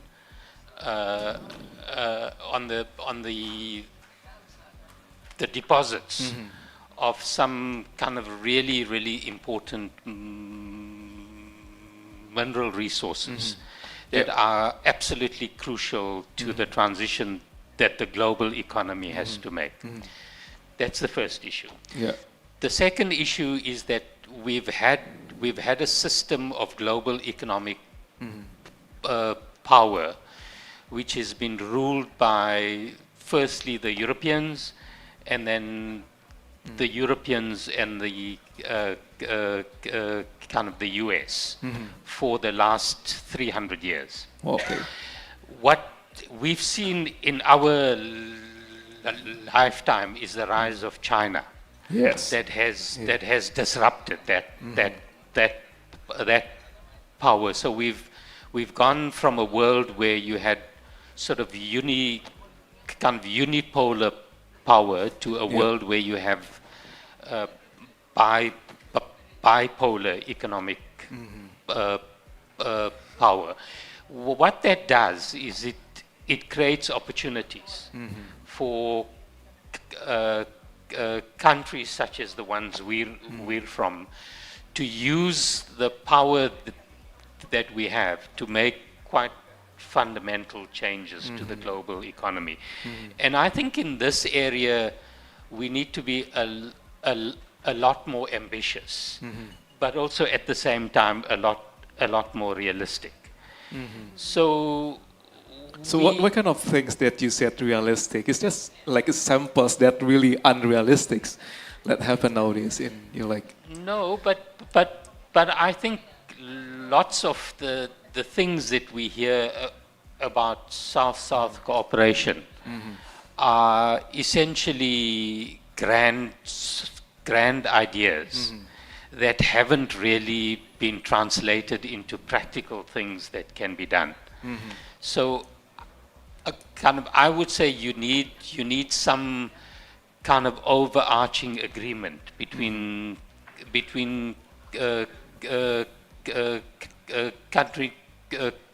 countries in the global South. And if we just take the three countries that are represented here, if you take Indonesia, Brazil, and South Africa, what we can achieve collectively, if we seriously integrate our economies, we can't achieve individually. Yeah. And I think we have to be serious about wanting to break the north-south, or else the kind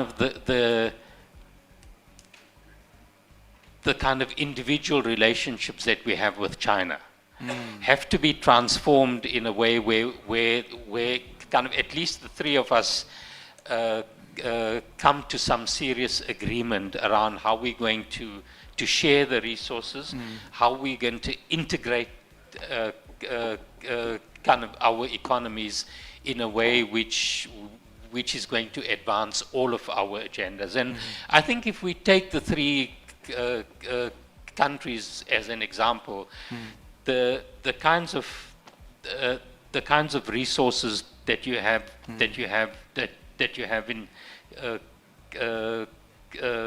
kind of Indonesia, with the kinds of resources that we have, say, kind of in South Africa, or if we take the whole of Africa, and the sorts of resources that you have in Brazil, I think those three complement each other, Right. rather than compete with each other. There are areas where we're going to compete. Yeah, there are But I areas we can think- compete about that, right? Yeah. But in essence, I think they're going to be they're going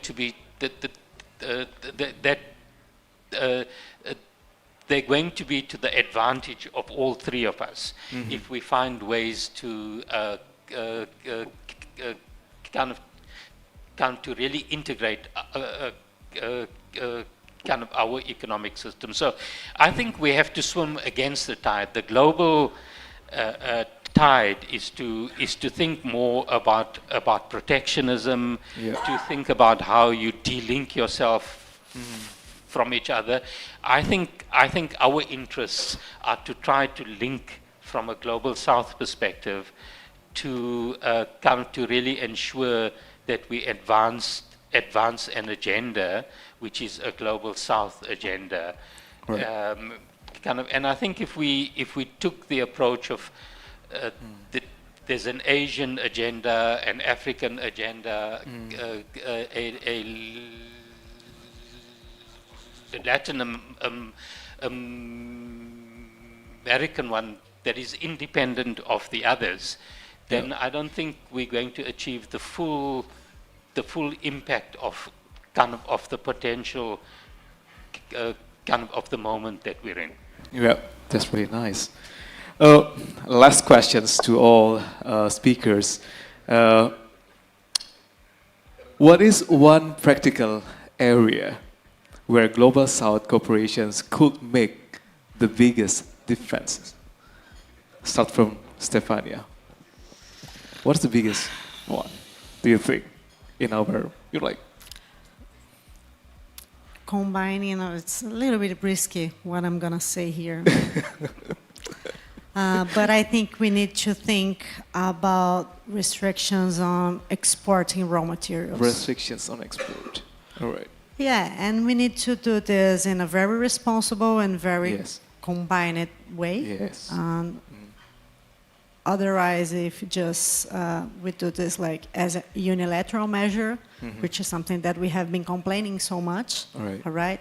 we cannot be in the risk of reproducing the same kind of policy that we have been criticizing. Yeah. So how can we discuss among these producers' countries what would be our Happening. common policy in regards to the protection of the raw materials and Yeah. how we're going to use this as a responsible way to develop those supply chains. Supply chains. Yes. Prof. Imran? Yeah, I think it would be to create the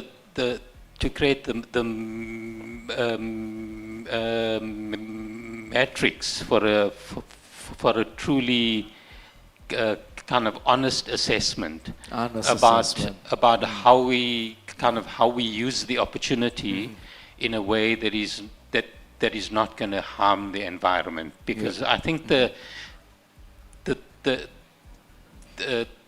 gravest sort of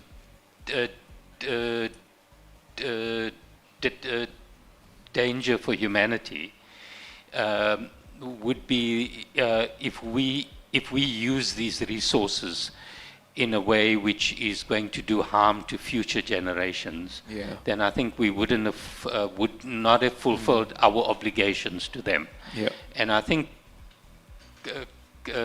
kind of globally, we're at a position where if we do the kinds of things that China did, All right. we would create irreparable harm for future generations. And I think that, for me, is the most important practical thing that we need to deal with. Baik. And the last, Pak Haryanto, and also closing our panel discussions this afternoon. So, what kind of corporations could make the biggest difference in the Global South corporations here? Pak Haryanto. Yes, I think first is how to facilitating contextual knowledge transfer and collaboration in downstreaming for green industrialization. And the second is securing development of financing by cultivating alternative funding sources through Right. independent institution. Right. Thank you, Independence. Well, actually, thank you very much, Stefania. Terima kasih. Thank you so much, Prof. Imran and Pak Haryanto, for your insight in our today's discussions on critical minerals and green industrialization's pathway to shared prosperity in the global south. And thank you so much. Thank you so much to all of you guys here. Like for the participations and attentions for our panel discussions. Once again, thank you so much for our three amazing speakers for this afternoon. And we would like to have a group photos for these sessions. I would like to invite Stefania, Prof. Imran, and also Pak Haryanto to have a very short and quick photo sessions. Stefania, you're going to be in the middle, right? All right.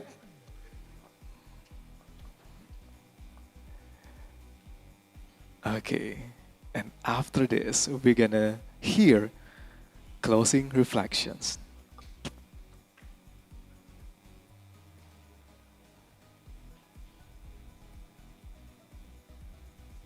Thank you so much, Pak Haryanto, Stefania, and Prof. Imran. Thank you so much. Right.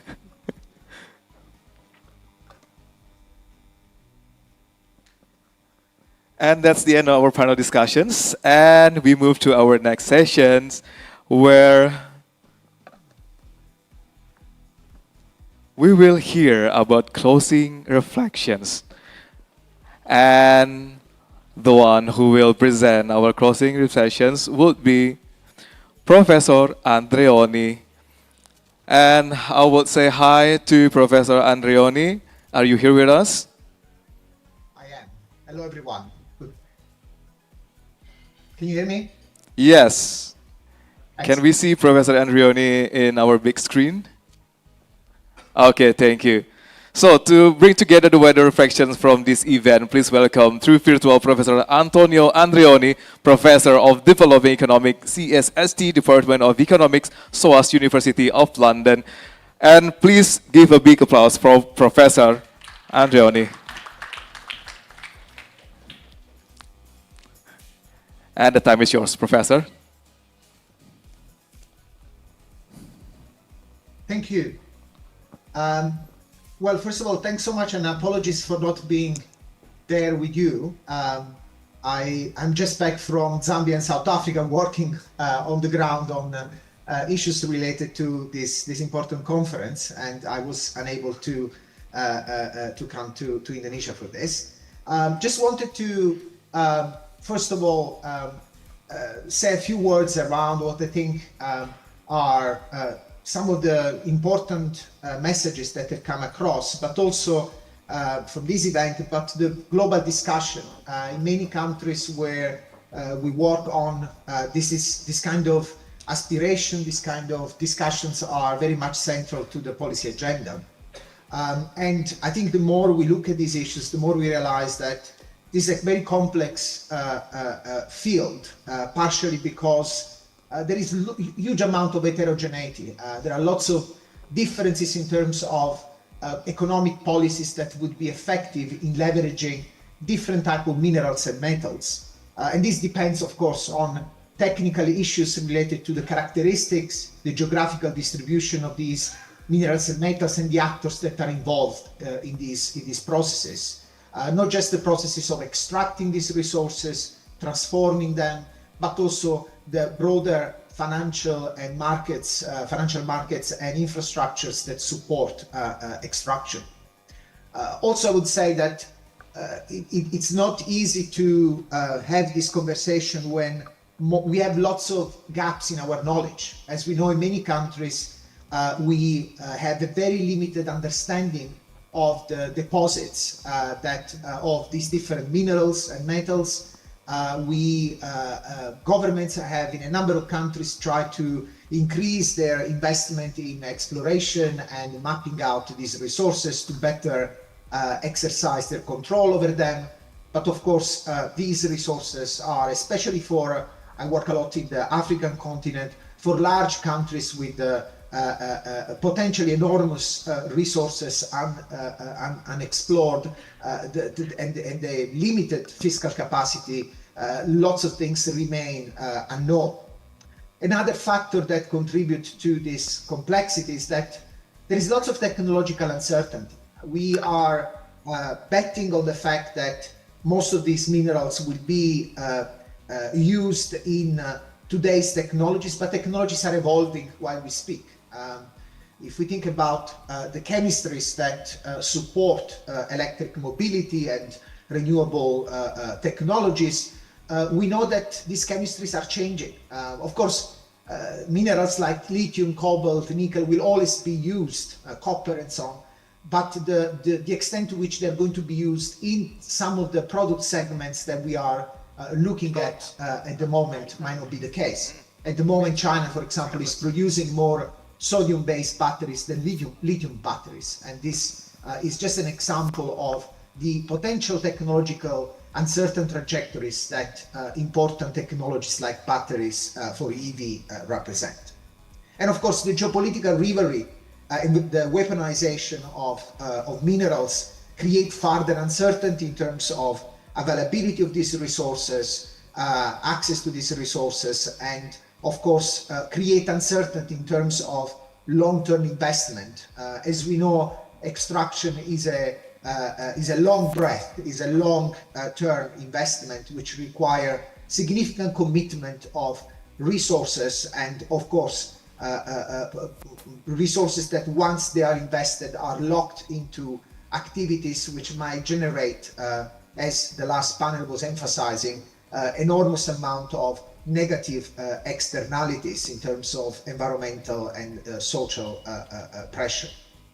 Now, in looking at these issues, I think, and in many of these conversations, I always find interesting there is a sort of gap between the aspirations, what we think should happen, and the approach that should be taken, and on the other hand, real feasible action on the ground.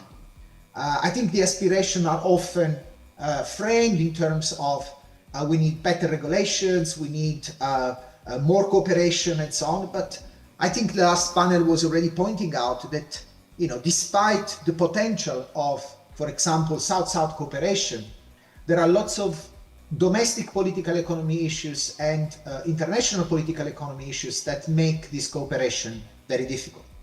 I come from just literally last week spending time in the Copper Belt in Zambia, DRC, and you would expect that there is an attempt to actually pool resources and effort together. In many cases, borders between these countries are very porous, and in a way, both countries will benefit dramatically from coordination. And in fact, there have been some announcement, but announcement always falls short, partially because the temptation to undercut the neighbor or the interest of private actors in these different countries and mining activities can actually break potential South-South cooperation. So I think it's critical that we try to fill this gap between aspiration and feasible action by looking carefully at what are those areas where there is more feasible, possible changes in the making and where government should focus their attention. We sometimes hear that government are, especially in this time of multiple crises and compressed development, they have to deal with so many different things that if we do not prioritize our effort and our energy in thinking about what is feasible and incrementally how we can have transformative change, the risk is that we will have this conversation over and over and over and without seeing real change. Now, it's very important that this conversation is hosted in Indonesia because, of course, Indonesia has been a country which has been bold in a number of measures that are exactly aimed at pushing forward an agenda that regain control over resources and potentially leverage them to bring investment, direct investment in new technologies, and of course try to fit this new investment into a broader industrial structure that is still anchored, of course, to fossil fuels and a number of traditional sources of energy. Now, when we think about this kind of gap and this kind of need for action, I will bring three main dimensions that I think are important to take into consideration. And I would say that, especially in relation to the first point I will raise, I'm very much indebted to colleagues in the ministries in Indonesia who have been collaborating with us in our research to better understand how they have been implementing strategies and how comparatively across the Global South, in particular, we have done work comparing government policies in the space of platinum group of metals and now increasingly also cobalt and lithium and nickel in the case of Indonesia. So we have learned a lot from government experience on the ground. And what you realize is that there is lots to learn on the specific challenges, on the granular challenges that government face when they move from a general attempt to leverage these resources to real action. The first one I would like to emphasize is what we call delusion of control.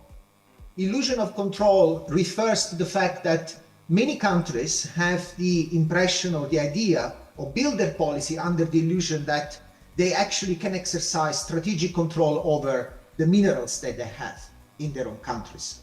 Now, this illusion of control is based on the idea of ownership of these minerals, but the reality is that the extraction of minerals and the revenues from mining activities and all the conditions like local content requirement and so on depend also on the kind of business models that are used by mining houses and companies to extract these resources and also to price these resources in the international market.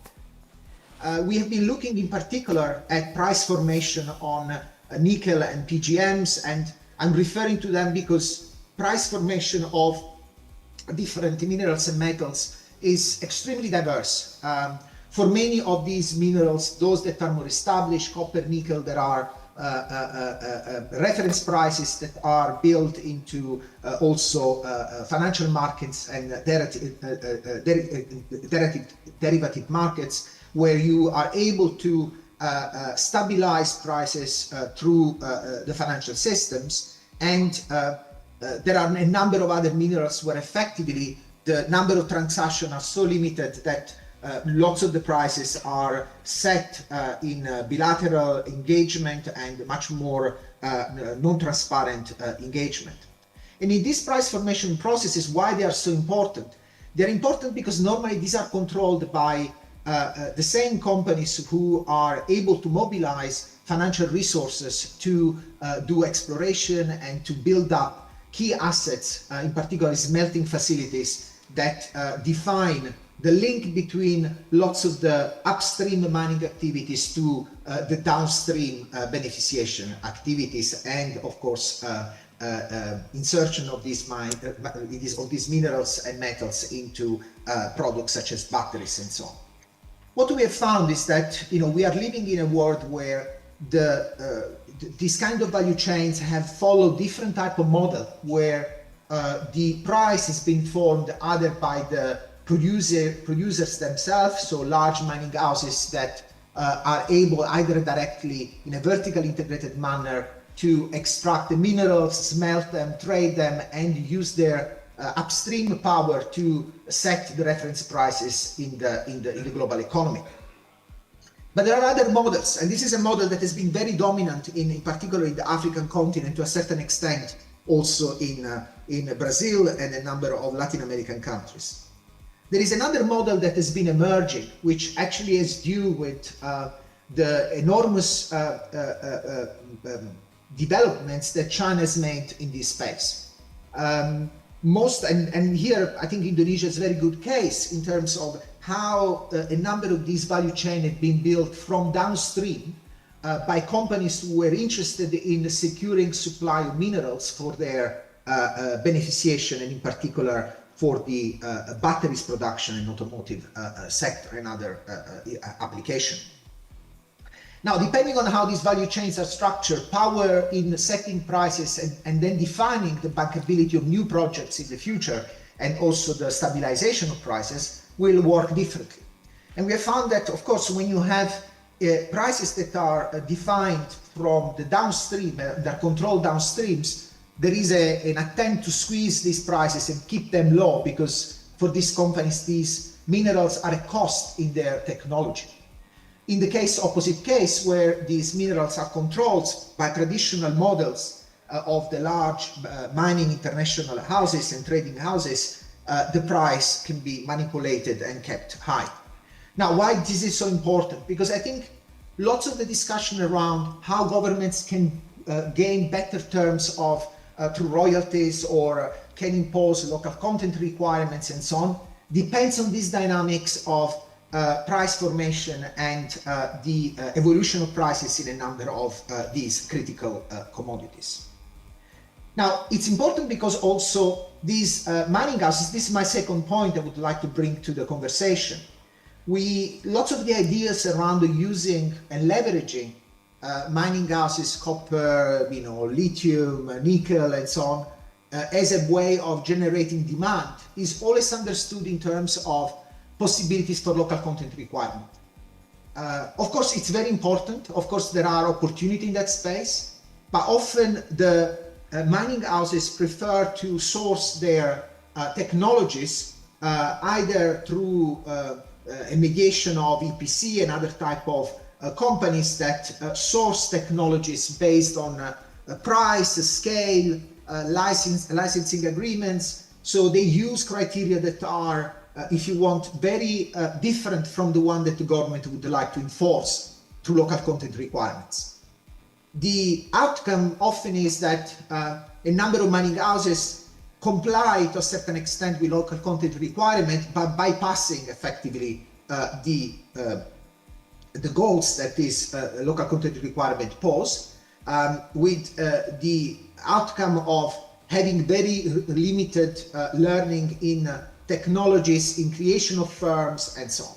And often this happens also because governments use local content requirements in a quite standard form without thinking strategically at how to create requirements that are in a way more that can be monitored better, so that where compliance and enforcement can be better monitored.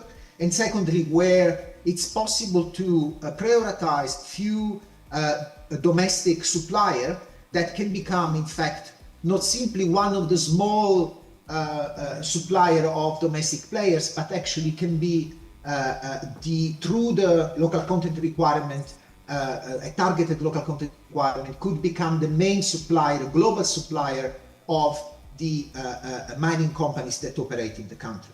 So here I'm talking about the need to think about the development of value chain in a very strategic manner, where certain components, certain technologies, certain services are prioritized, not in light also only to serve the domestic market, but to reach scale to serve the international market. And the support that is needed for achieving this large domestic, medium-large domestic supplier of mining equipment,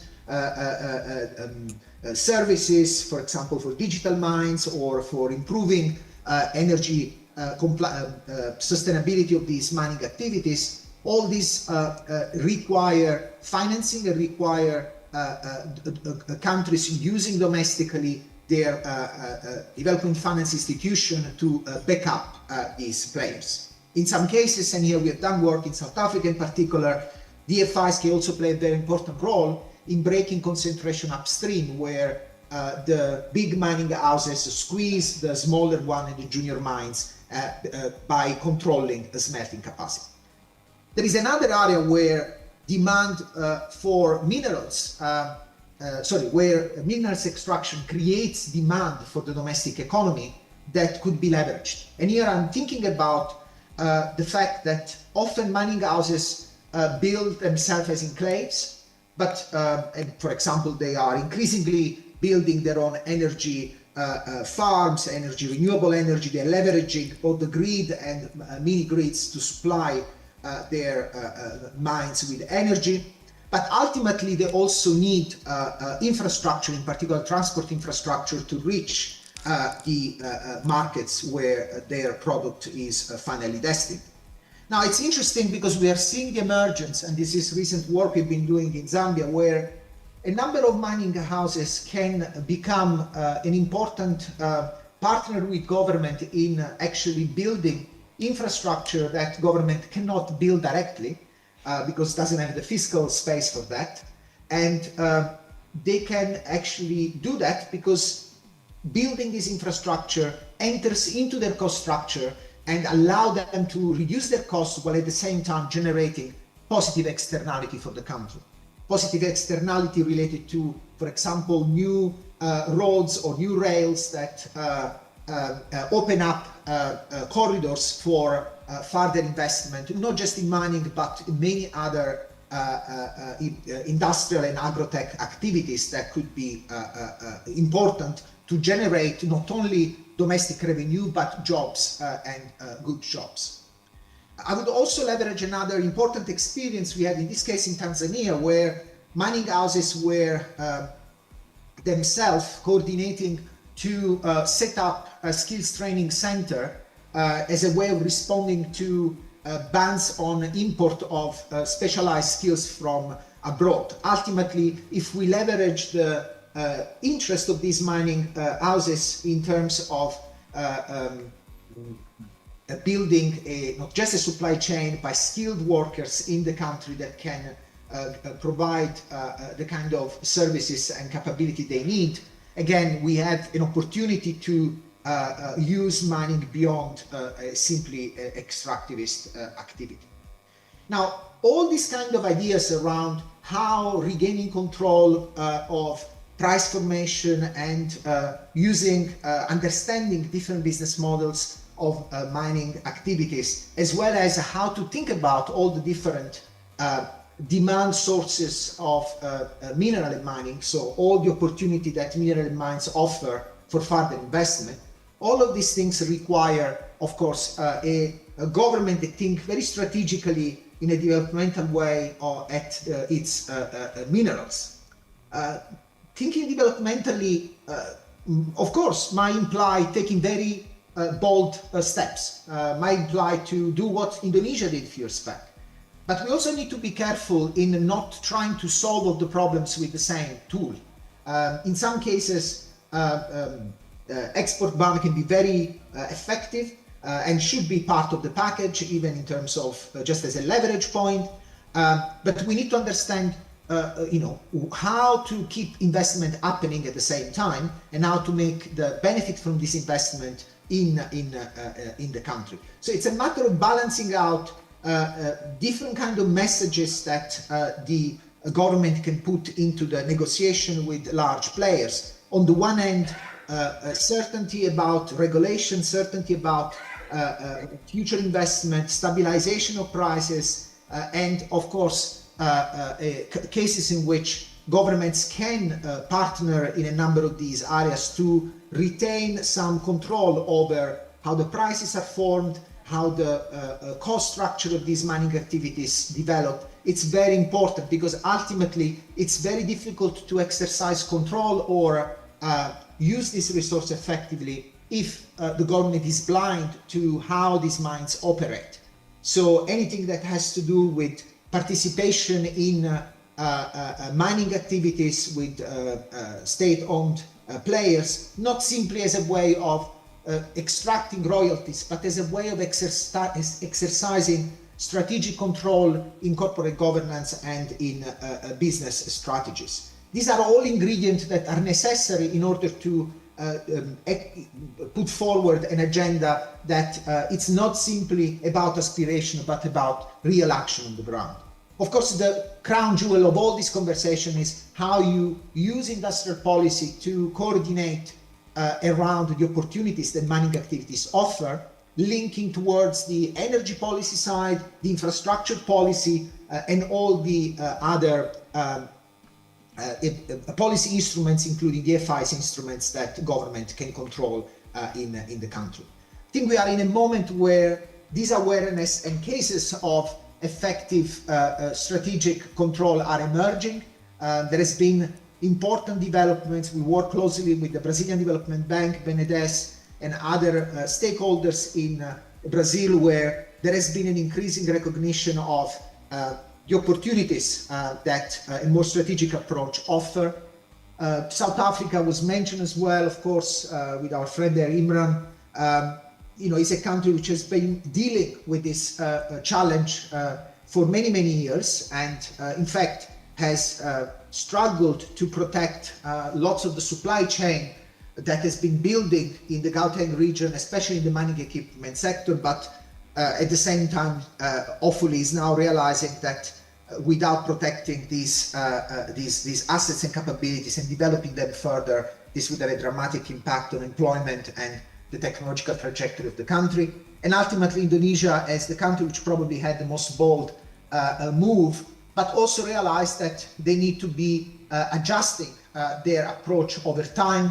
The recent changes also in the pricing that they have put in place, I think, are part of this need to learn how to find the right balance between sticks and carrots, and a mechanism that encourage, in particular, the downstream parts of the investment, where literally the most benefit and externalities can materialize. So let me stop there, and happy to engage the audience as well.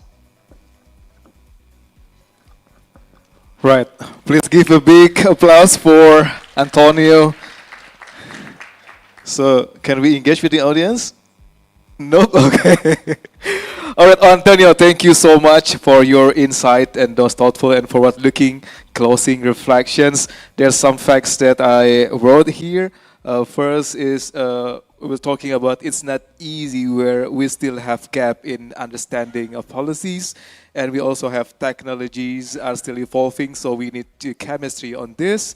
And rivalry also become issues, and comparisons is difficult.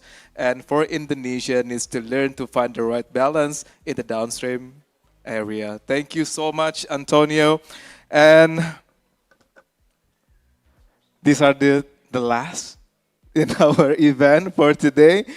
And yes, we have now reached the conclusions of the Global South Dialogue on Critical Minerals and Green Industrializations and today's public seminar. And countries need to build domestic capabilities, attract quality investment, develop higher value industries, and protect communities and also the environment, and strengthen cooperations across this Global South. These shared directions are captured in the Jakarta Agenda, not as an endpoint, but as the foundations for continued cooperations and collective action. On behalf of INDEF and Penabulu Oxfam, thank you for all speakers, participants, partners, and guests who have contributed to this dialogue.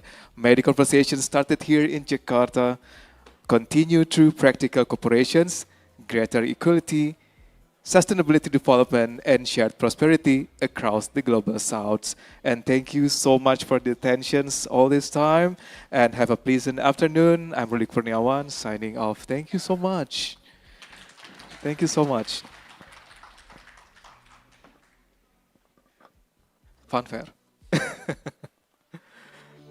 Stefania, thank you so much. I really like your discussions. I hope I'm not that difficult, to answer, right?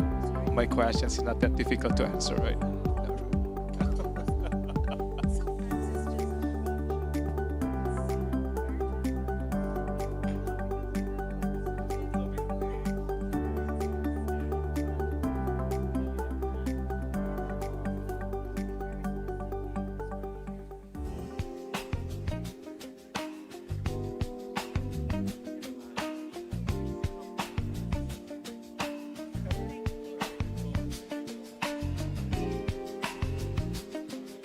Thank you so much. I really enjoy your discussions.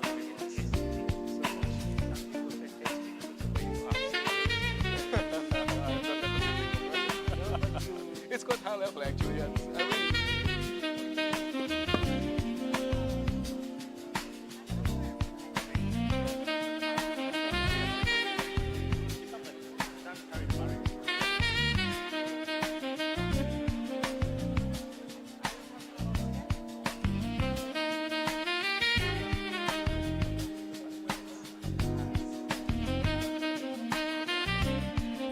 Recording stopped.